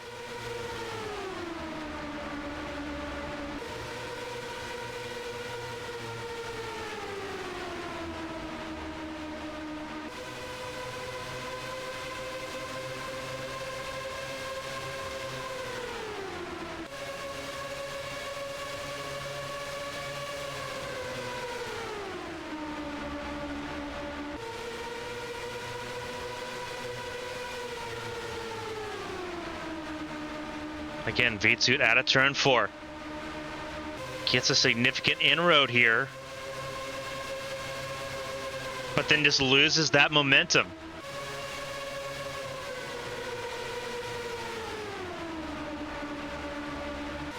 This is a very interesting sort of situation that the drivers are in right now. Effectively knowing that they've got to wait until the next round of pit stops.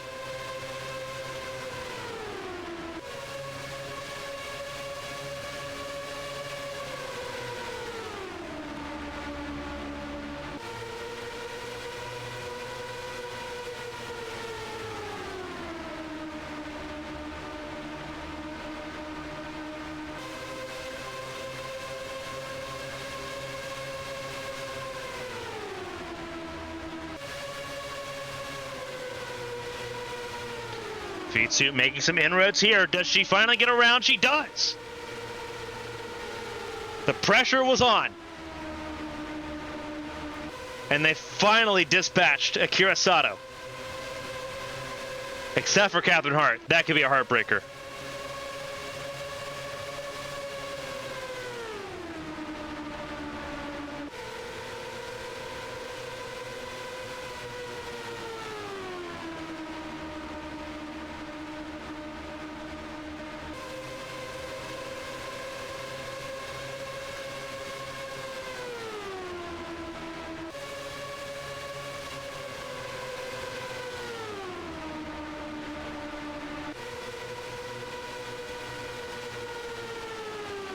But they've finally gotten around.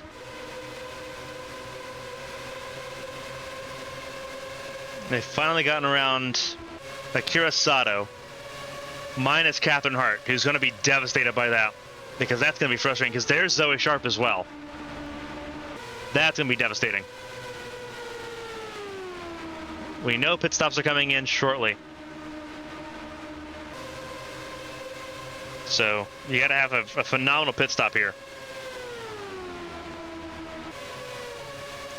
Next round of pit stops begin in about 6 laps time.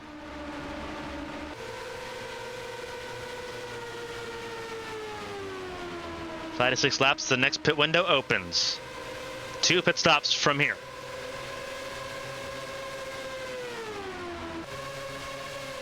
It's first place for Artyom Kozlov at the moment, but now the hounds have been released. Vitsut and Kinoshita, second and third. 4th place, Natalia Vulicevic. 5th place, Evangeline Porter. They have gotten around Akira Sato, and that is completely for Catherine Hart. Catherine Hart sits in 6th place. And now trying to make some inroads there on Zoe Sharp. So Hart's got a chance. You have to stretch out those legs and just run at this point. Not impossible, but also not likely. Nothing is impossible at this point. Front of the field, though, by a margin is Artyom Kozlov. Kozlov in the 3.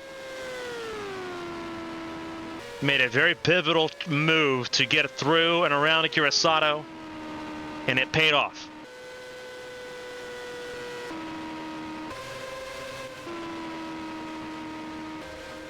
Next car to go down another lap would be the 23 of Sakura Kunikita. And then you see the pandemonium that's about to ensue here. It's Ishibashi, Riley, Crane, and then Ochoa. Ochoa, I believe, is already a lap down. Then you have Leroux and Draco. Cameron Jackson then up next. Then you have this battle here between Quito, Rogers, and the 25 of Wyatt Jones. 30 cars still running, only 3 retirements, all of them mechanical related in this race. We've had no cautions in 130 laps, and we're on par to set a pretty significant pace standard here. We have fallen off of the current pace record. The current pace record is of 205.7 mile an hour race average speed. We've fallen off of that a little bit. 204.9 is where we're at right now, with Artyom Kozlov at the helm. But still a chance that that changes still with so many laps to go in this race. So we're cruising through the field. This is just outside the top 10 with Wyatt Jones in the 11th position at the moment. Battle for the top 10 still rages on here. 7th through 10th, Michelin, Kurichenko, Kovalkiewicz, and Lechty all battling here, 7th through 10th there. Oh no, that's Kinoshita! Kinoshita out of... What has happened to the 18 of Kinoshita? This is in the short chute between turns 1 and 2. There is a significant problem with that Honda, and it is not going to make it back. Is that a caution? It is not. We stay green. But that is a favorite, a heavy favorite for this race, out. Oh my goodness. Kinoshita's race, from what looked like a really good chance at a podium, has turned upside down and capsized. Wow, wow, wow. That is heartbreaking. Absolutely heartbreaking. No yellows at this point in time.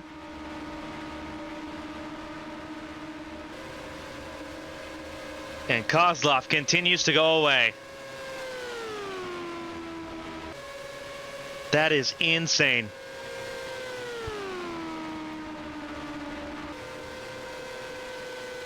Kozlov counting all the stars on the planet. A large thank you note to be written.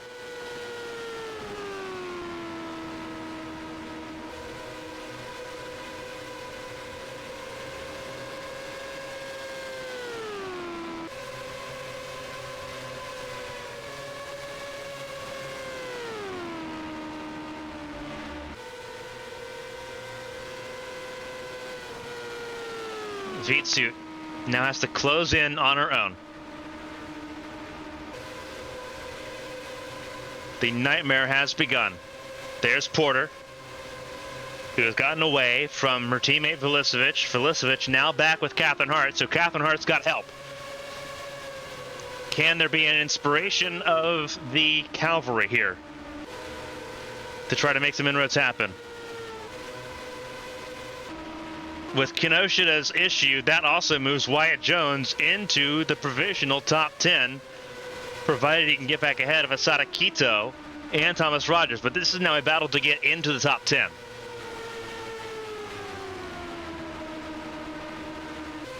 Wild, wild, wild stuff here at the Indianapolis Motor Speedway.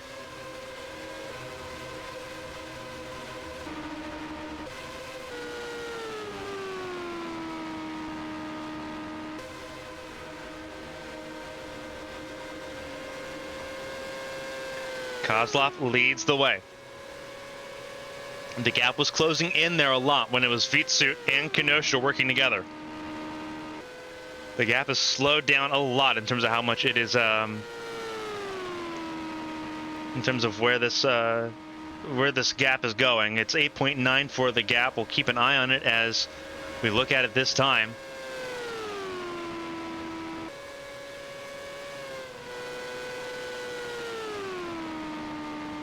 Where does Vitsut come into play? The gap is not closing in, but also Vitsut being held up by Valerie Fang at this point in time. Because Valerie Fang is not faster.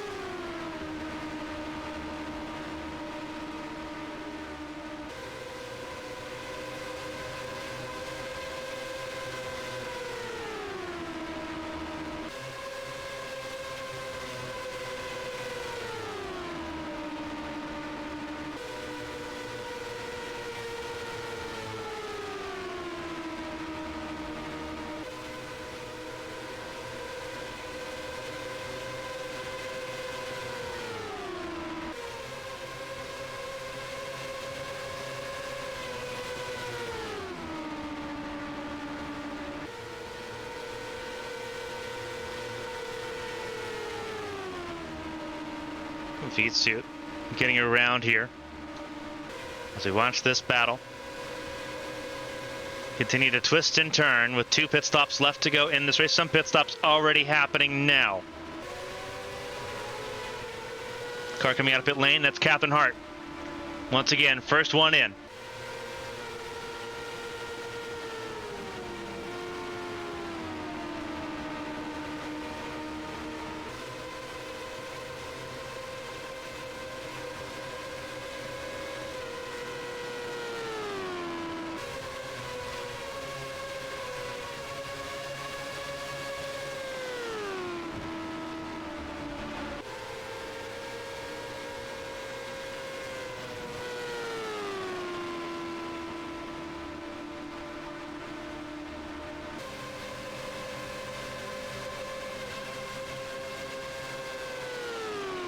So this is where things will get interesting. Catherine Hart coming out of pit lane now has to make some inroads here. A lot of drivers will have to make inroads here. Kozlov will be the last one to come in if the trends from the first 2 pit stops hold true here. Kenosha back out. So whatever the issue is for Kenosha was not terminal, but enough to throw Kenosha from winning here tonight. Vitsut in.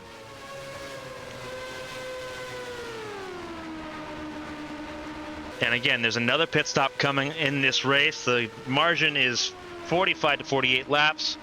So they'll get to about lap 140, between laps 178 to laps 185 is the last pit stop window here.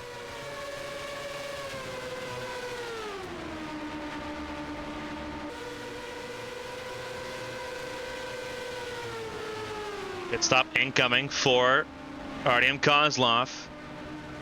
Once again, there's Vitsut, there's Porter, there's Felicevich, 3-car group.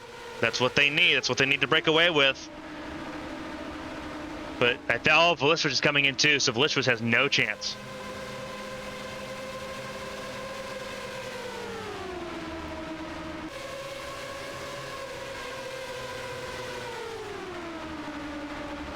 So it's the 2-car group now with Vitsut and Porter trying to close in. Where is Catherine Hart at? Just behind this group. Not far away, but not close enough. Then you have, there's Nicole Lechty. So Lechty closing in a little bit here now. Then you have Kurachenko. There's Kovalkiewicz. Michelin's fallen back quite a bit here. There's Wyatt Jones. Cycling himself alone here in this clean air. Once he gets around Keisha Fox. Those two with no serious love loss. And yeah, Fox will not make his life easier.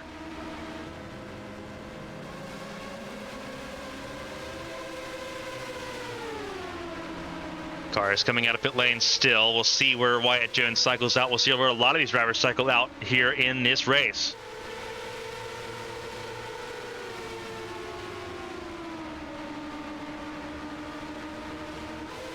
I believe that's Rogers and Quito coming out together and coming out well behind the 25 of Wyatt Jones.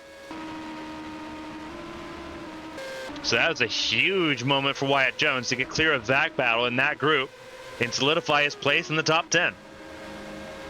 More cars coming in. There's Lechty and there is Kovalkiewicz. So more cars coming down pit lane here again. We're not going to see the full extent of where everyone's at here on track for several laps still. Catherine Hart working with Natalia Vulicevic. Porter not far behind, but they've all been disbanded by the 15 of Mia Vitsut, who was trying to chase in and make inroads on Artem Kozlov. Where's Artem Kozlov at? Through turns 1 and 2 at the moment. So Vitsut has a lot of work to do. Gap is just under 10 seconds.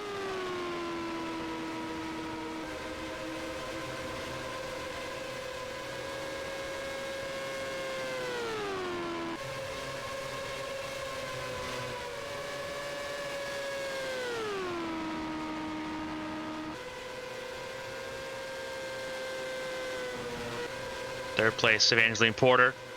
Then it's Natalia Vulicevic in fourth. Catherine Hart, top 5 at the moment as things stand. Sixth place, you have to look all the way down to Natalia Kurachenko to find where all of that ends up here. Then it's Michelin, then it is Nicole Lechty, then it's Alicia Kovalkiewicz.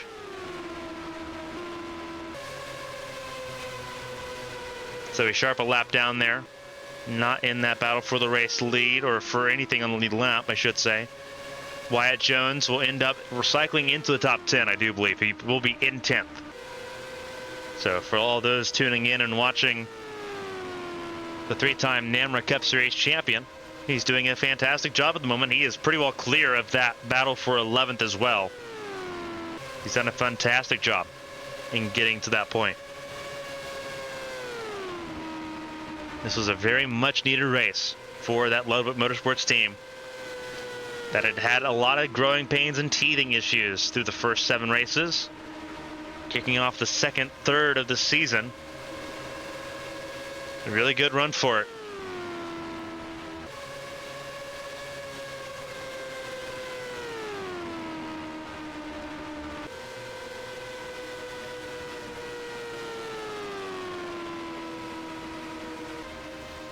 Again, Wyatt Jones sitting in the 10th position.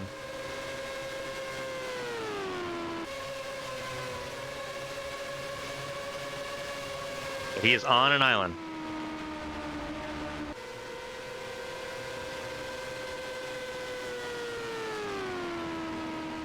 Again, it's been a caution-free race as well. It's been a very quick race here at Indianapolis. There has never been a caution-free Indianapolis 500. Never. We are 54 laps away from seeing history. And there's a car on the apron. That is an Obsidian Racing Team car. Is that Zoe Sharp? It is. Zoe Sharp's last Indianapolis 500 will come to an end. No caution. Off track and out of the way, no caution.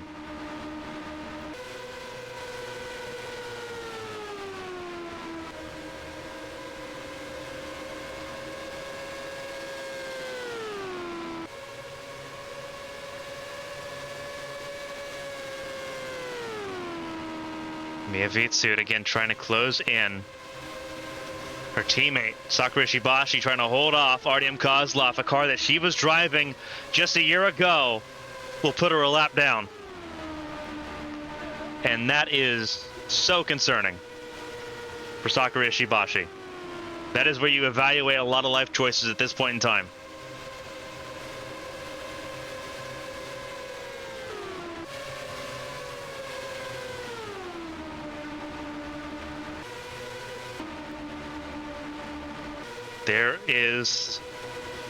That is Ochoa going a lap down.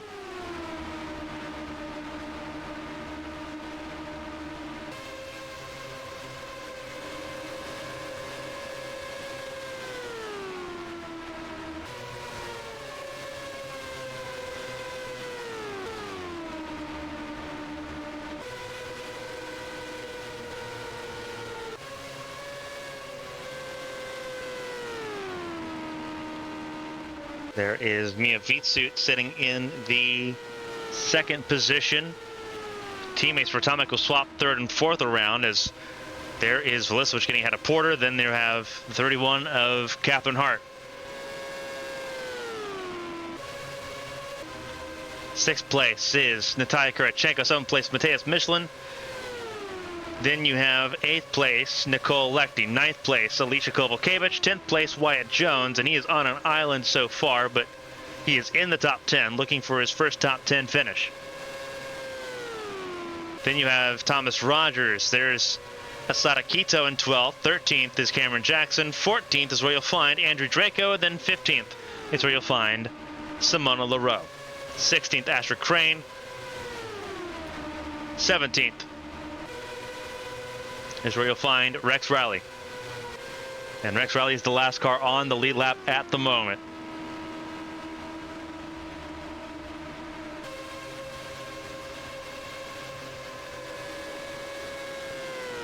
"49 laps to go."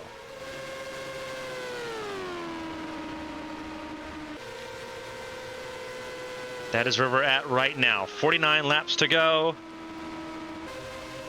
Artyom Kozlov took over the race lead on lap 45 and has, outside of pit stop windows, seldomly relinquished it.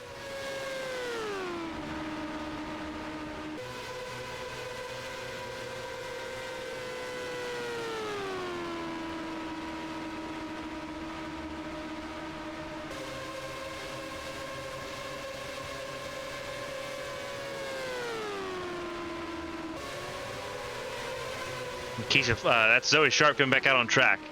So just like with Kinoshita, whatever the issue was not terminal, but required an entire reset of that car to make inroads come in. So Zoe Sharp's race not over yet, but definitely not how she wanted to end her last 500.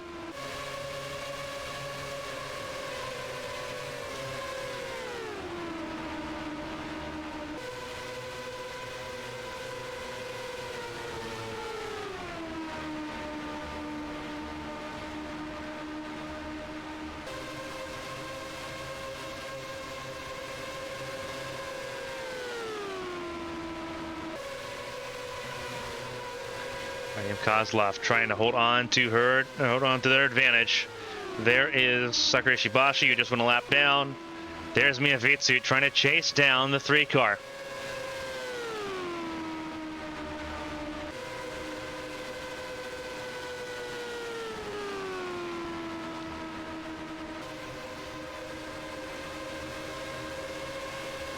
Vitsut actually being caught up to by Velisovich and Porter.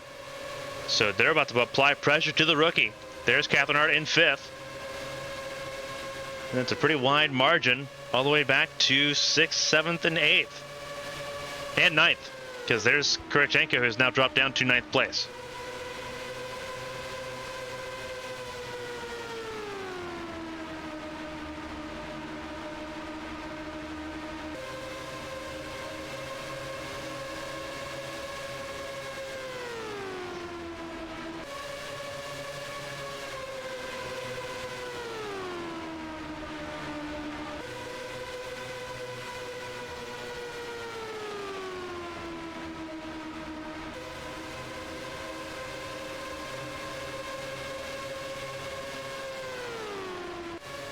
in this battle for the 6th position. 6th, 7th, 8th, and 9th.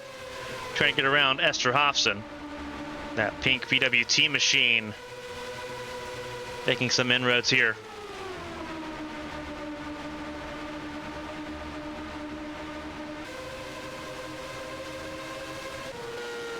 Again, Wyatt Jones on his own on an island in the 10th position at the moment, knowing there's an extra pit stop left in this race. But he's also on a little bit of an island until you see Thomas Rogers and Asada Quito try to catch up.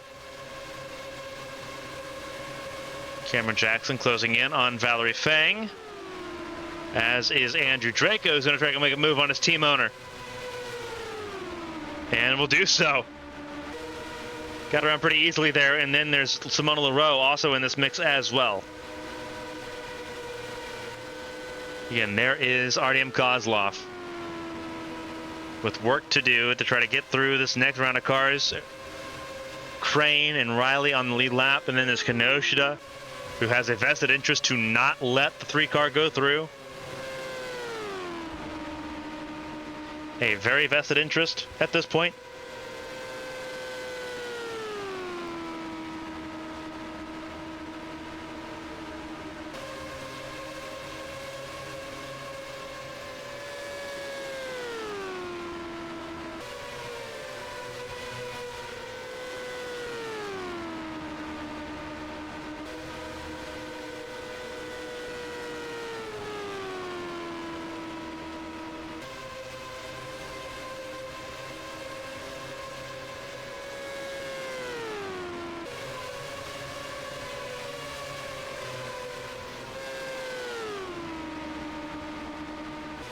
Kozlov continues to lead the way.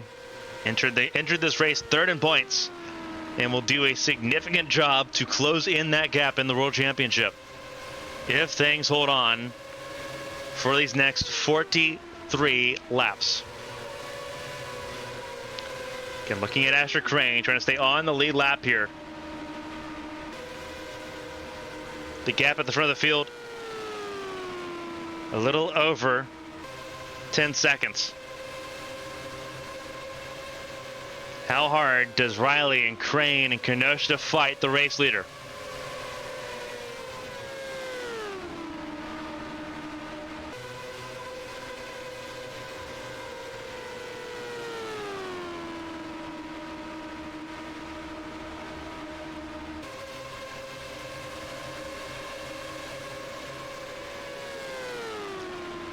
There's Artyom Kozlov closing in on Riley.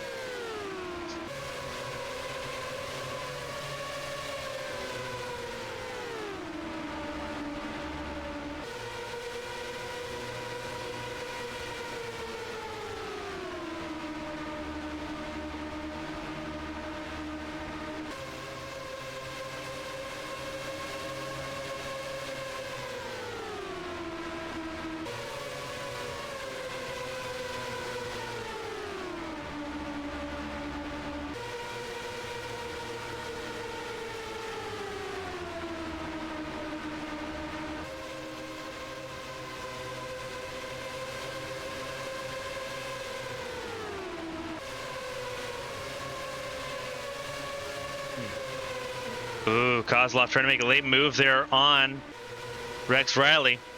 There's Takarasi as well. Trying to make some inroads happen here. Crane trying to stay on the lead lap as much as she can here. Mostly for pride at this point in time. Crane, I don't think, can do much about it at this point. And you're seeing Kozlov work through more of the lap traffic, making it look pretty easy. Porter has moved up to 2nd place.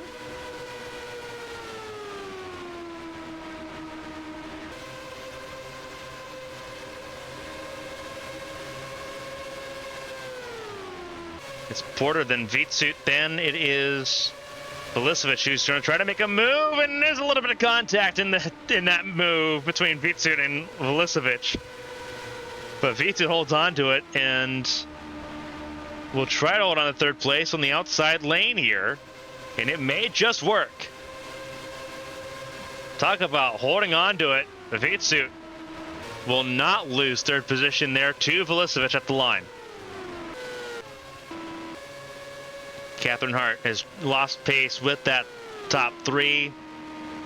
Now sits firmly in the 5th position and could potentially fall back into the clutches of Michelin, Kurachenko, Kovacevic, and Lechty. Similar issue right now for Wyatt Jones. He's fallen back into the clutches of Thomas Rogers and Asada Quito. Quito's lost a little bit of touch himself as he went through loud traffic, but not too far off the pace there as Rogers tries to get himself back into the top 10.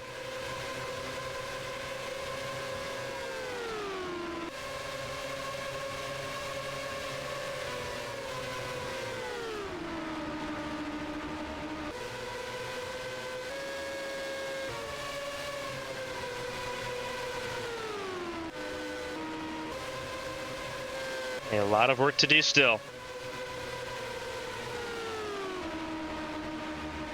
Kozlov still stuck behind. That is Valerie Fang as pit stops underway a little bit early here with less than 40 laps to go. The window 10 will be open for that last pit stop. But early pit stop not on the cards, at least not this early. Might as well wing it and see if it works. Kozlov stuck behind Valerie Fang, and really in a cat double racing sandwich. This is not a place you want to be in if you are the 3 car.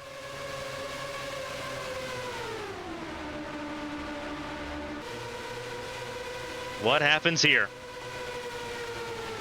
I am Kozlov trying to tiptoe around this issue because this is a very important matter to try to get around, and Kozlov will find a way around Valerie Fang after a little over a lap behind. Car is leaving pit lane, so pit stops have started early for some. I don't know if that's Quito or if that is... That's Quito. That's Asada Quito that's made a pit stop.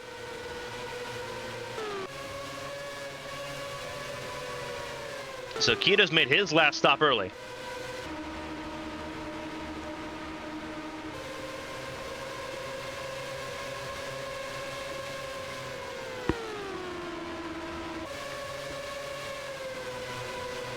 Quito's made his last stop early here, so that's going to make it a little bit more interesting there for Wyatt Jones and Thomas Rogers in that battle for the top 10.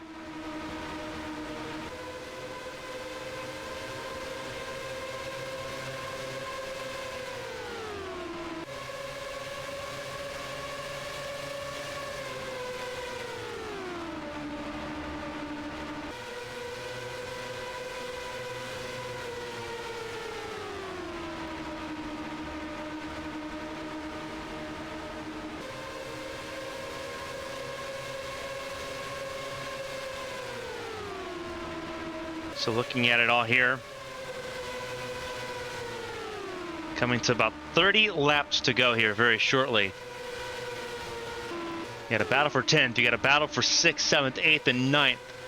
Make that a battle for the top 5 if you can get to Catherine Hart, which they are working on right now.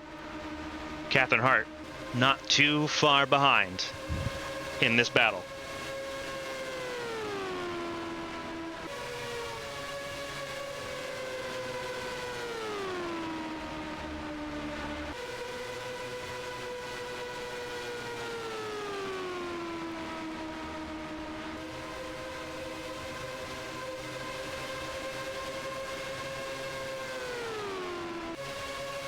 So Hart's falling back into this battle for the top 5. Second, third, and fourth battling right here. This is Porter, Vitsut, and Milicevic. And then you have to sort of peruse all the way through the field here to find Artyom Kozlov, who maintains the race lead here by over 11 seconds, the gap. Did not have the fastest car in qualifying, but has put together the fastest car in the race when it matters. And that is a significant accomplishment.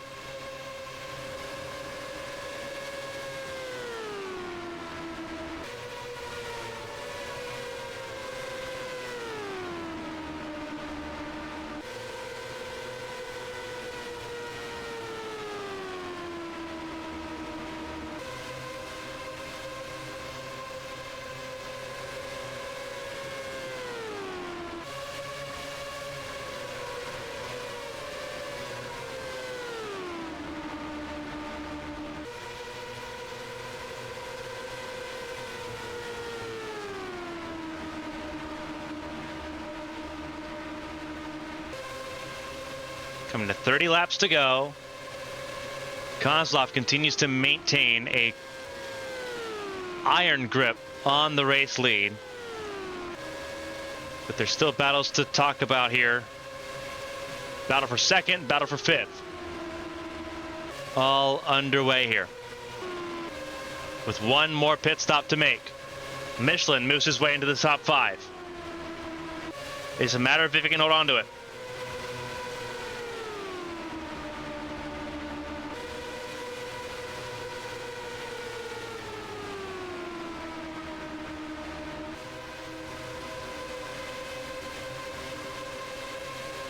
So much still to play for here, with another round of pit stops coming here. Anywhere from 8 to 14 laps from now. Rogers has gotten ahead of Wyatt Jones for that 10th spot. But again, one more pit stop to make, and Wyatt Jones has traditionally had the faster pit stops in this race. But the field has thinned out a significant margin.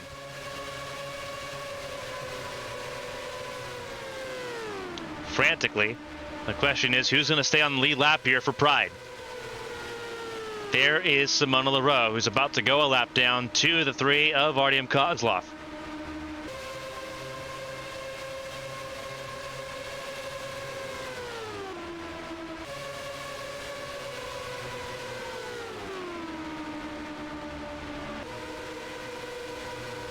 Team Impulse has really just kind of mastered being the best of the rest this season. You know, entering this race, Impulse had second and third place and 6th place in points pretty well locked up, but they weren't able to really put a candle to the Cat Devil Racing team. Now here they are. Their first race win of the season is going to come here at the biggest race in the world, if they can hold on to it for the next 28 laps.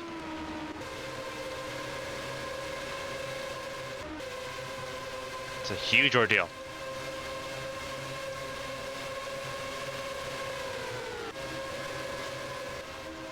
Again, it has been all about managing traffic and mitigating risks.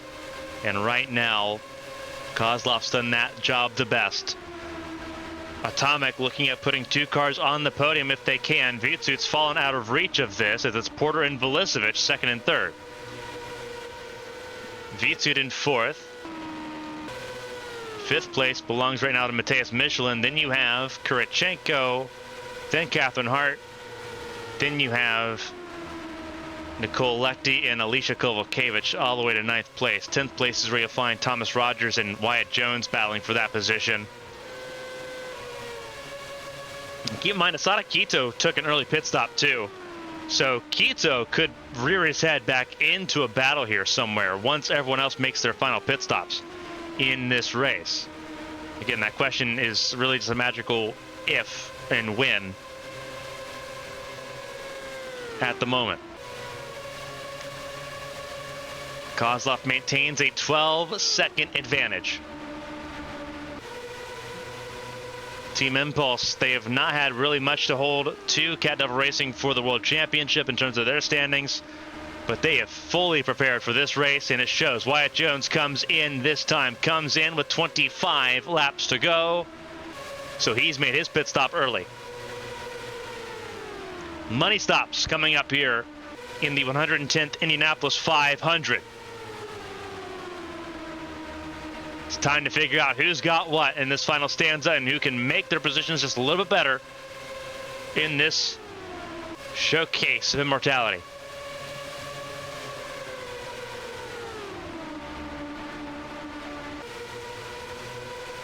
Here we go. Kozlov battling for it here.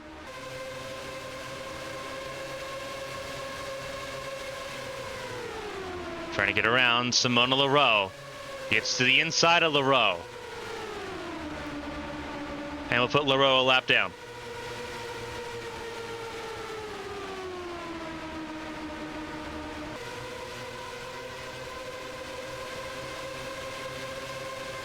It has been, again, faultless on behalf. It's been absolutely faultless on behalf of Artyom Kozlov.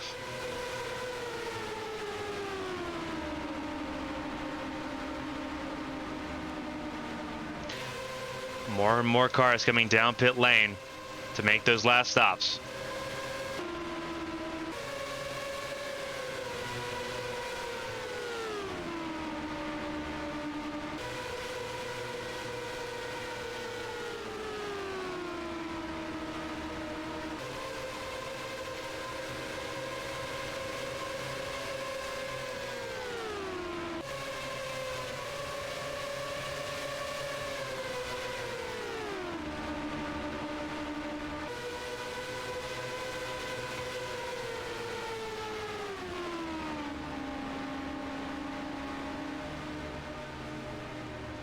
And in comes Artyom Kozlov.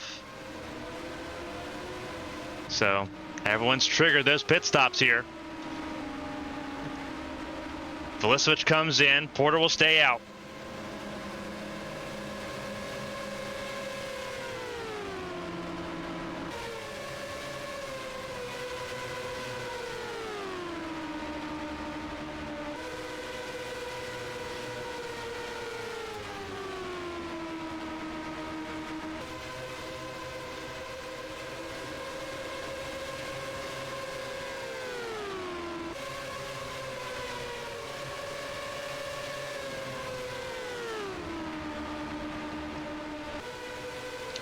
Porter will inherit the race lead here, but when do pit stops happen for the 81 crew?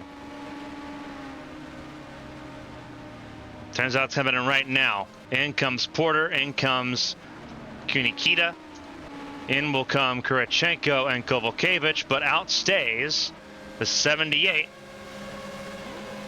Outstays the 78 there of Lechty.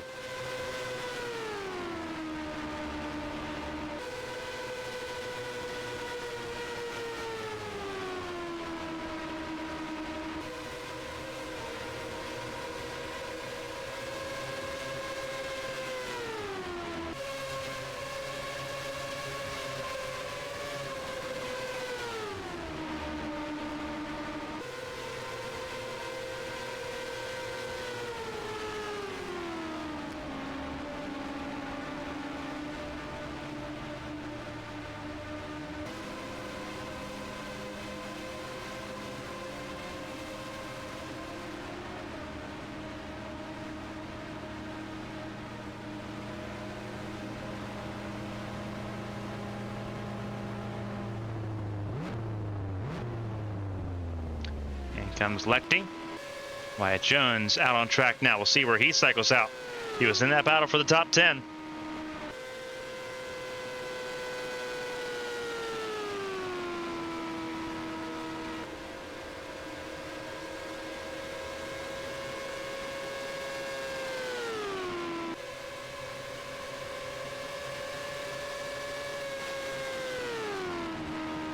He's in a very strong battle for the top 10. We'll see where he cycles out here compared to Thomas Rogers. That was who he was battling with. And Asada Quito. We'll see where Asada Quito ended up here. There is Catherine Hart battling right now still with that 96 car of Kovalkiewicz. Out comes, there's Lechty. And they're both going to get ahead of that 78 car into turn 3. So still some battling going on in there. Kurichenko in that battle as well. Michelin very well clear of that battle at the moment as things currently stand. So we'll see where all of it pops up here. Again, Kozlov firmly in the race lead. That has not been really in dispute here. as they've put down Cameron Jackson a lap. Up next is the two-time world champion, Andrew Draco, to go a lap down.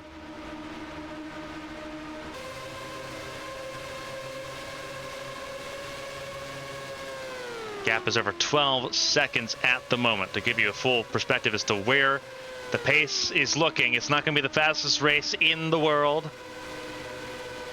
It'll be the second fastest race in the world, but as things stand with less than 20 laps to go, a chance to be the first Indianapolis 500 without a caution in sight.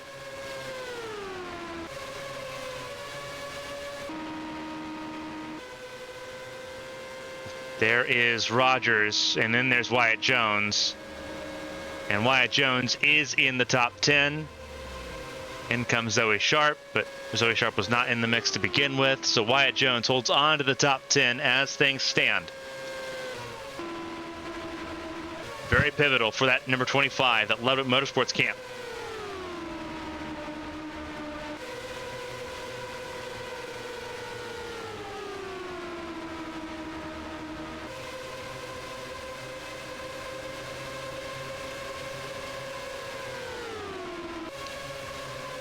Again, Draco's not going to let Kozlov go without a fight. And unfortunately, there's not a whole lot Draco can do to defend the driver with that much pace in that car right now.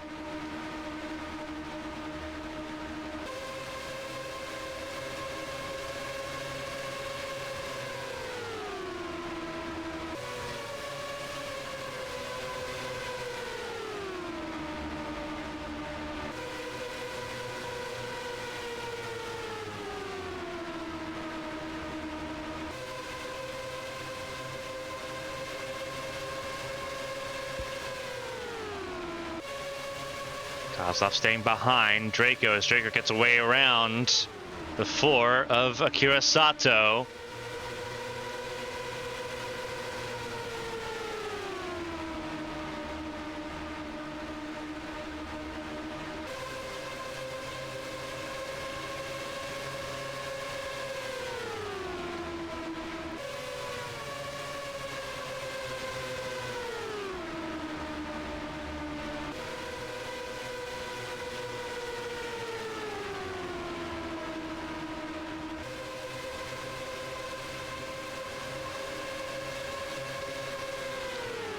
Kozlov staying right there on the bumper of Draco. LaRoe trying to make some inroads to try to make a pass happen on the 19 of Jackson, but has to get through Kenosha to make it happen. Evangeline Porter looking set for a second place finish if things hold true here.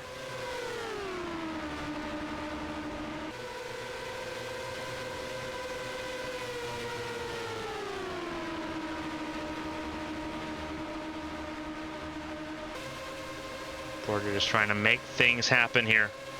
Trying to make it stick. Second place right now, Vlisovich in third.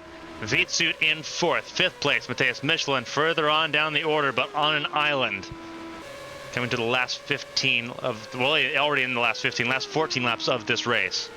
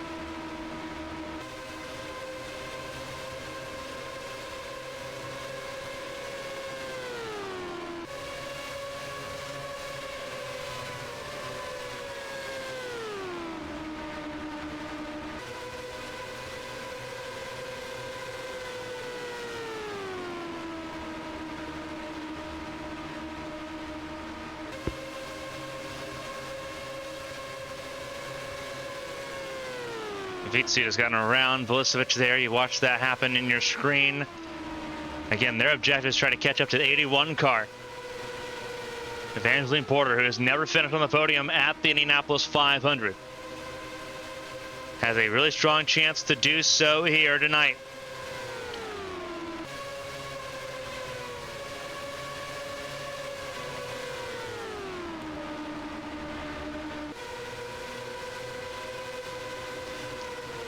Coming to 11 laps to go. Again, Michelin sitting in 5th, and it's 6th place for Kurachenko, who has separated herself from this group with Lekti, Kovalkiewicz, and Hart still battling it out.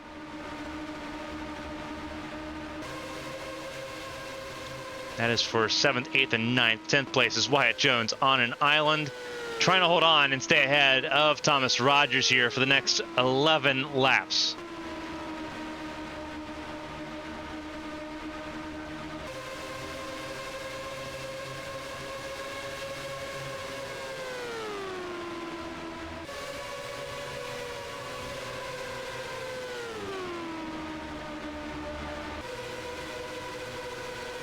Again, it's all about Artem Kozlov, who from lap 45 onwards put on a perfect display.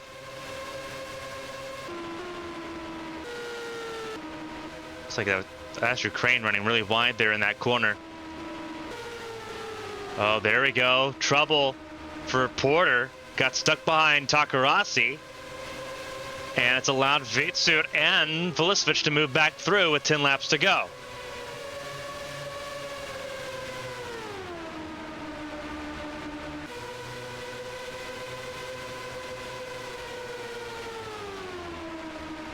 That is a huge ordeal right now.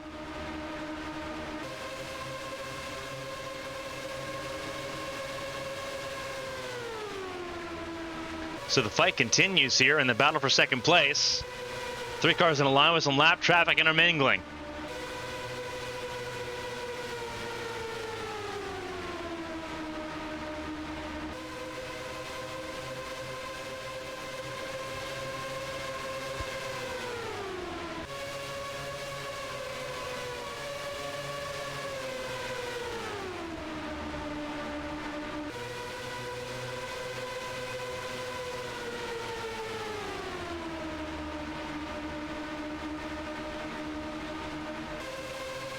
Vitsu continues to battle to hold on to that second place. Has a lap car in Sakura Shibashi in front of Vulicevic.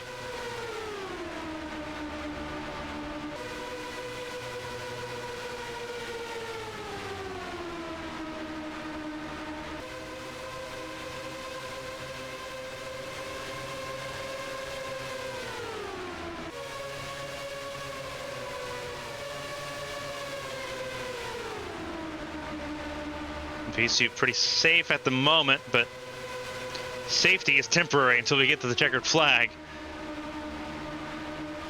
And the thing is, Takarasi's been just as painful to get around as the likes of Akira Sato. And they are going to continue fighting here.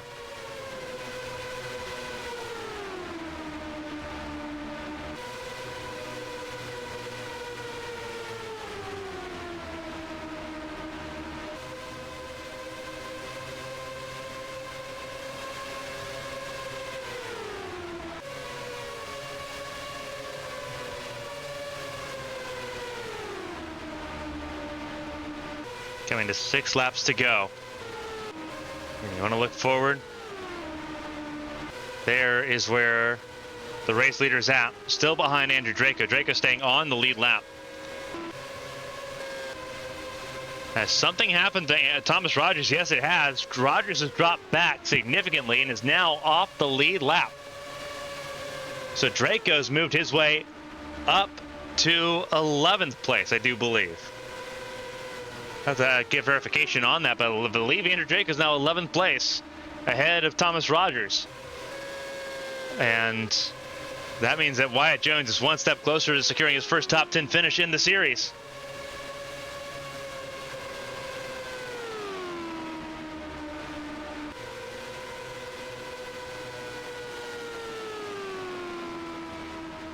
What a performance we've seen so far. Wyatt Jones 10th, Andrew Draco 11th, and on the lead lap. Rogers 12th, the first car, 1 lap down.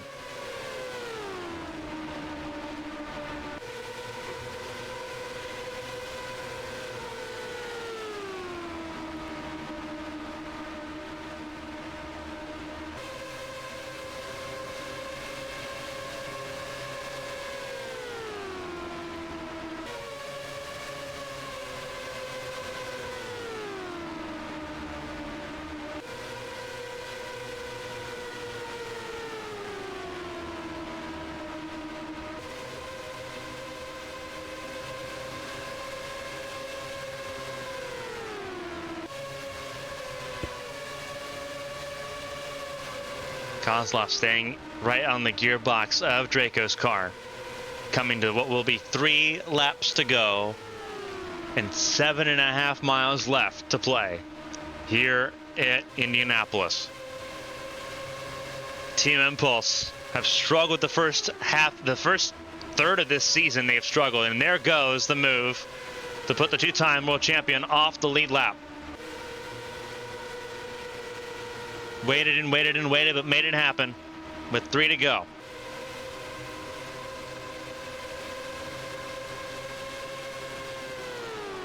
Team Impulse has struggled the first 7 rounds of this season. But they hyper-focused on this race. They wanted this race to be perfect. They lost 2 cars in qualifying. Asumi Matsuo and Jake Carter failed to qualify. They left the full-time cars to carry the weight. BK Glover failed at the start. Had a suspension failure at the start of this race. Take him out of contention and leave him with a 33rd place finish. Thomas Rogers battled all race long to get up to near the top 10 and will fall just short of that. But Artyom Kozlov restoring the faith that the team had by picking them to replace Sakura Ishibashi. Talk about coming through in heavy times. First race win came back to almost a year and a half ago at the Grand Prix at Denver. Replacing Sakura Ishibashi when she was injured at Indianapolis at the Grand Prix. Coming to the white flag, 1 lap to go. Artyom Kozlov gets the return to faith in full force that Asumi Matsuo and company placed in this driver to continue the streak that they've created. Less than a mile left to go. Through 3 and 4 for the final time. Draco wants to finish on the lead lap. Will that become a reality? It will become a reality. Draco wants to finish on the lead lap. It will not happen. Artyom Kozlov is an Indianapolis 500 champion and does so in style. Wyatt Jones securing a top 10 finish.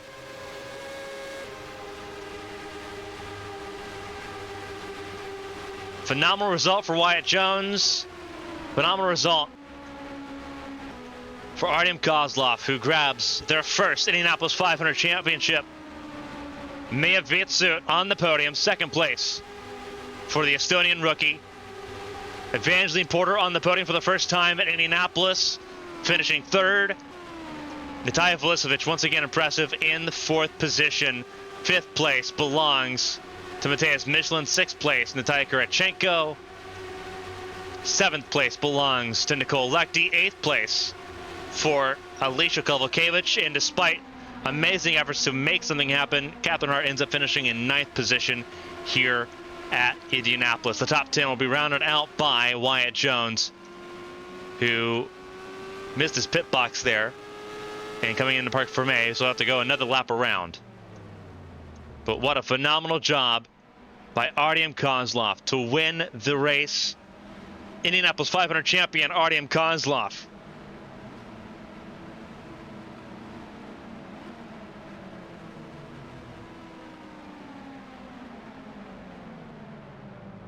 Absolutely phenomenal stuff.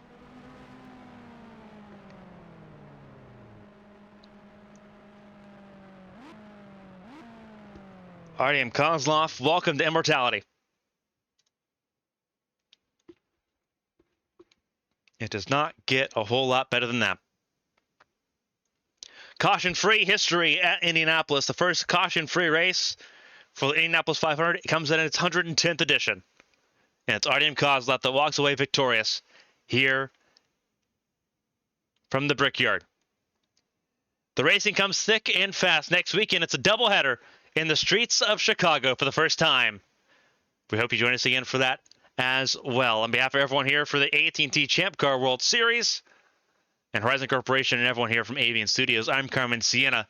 Until next time, stay safe, stay healthy, have some fun. We'll see you next weekend in Chicago, but don't go anywhere because post-race coverage continues next here on ABN+.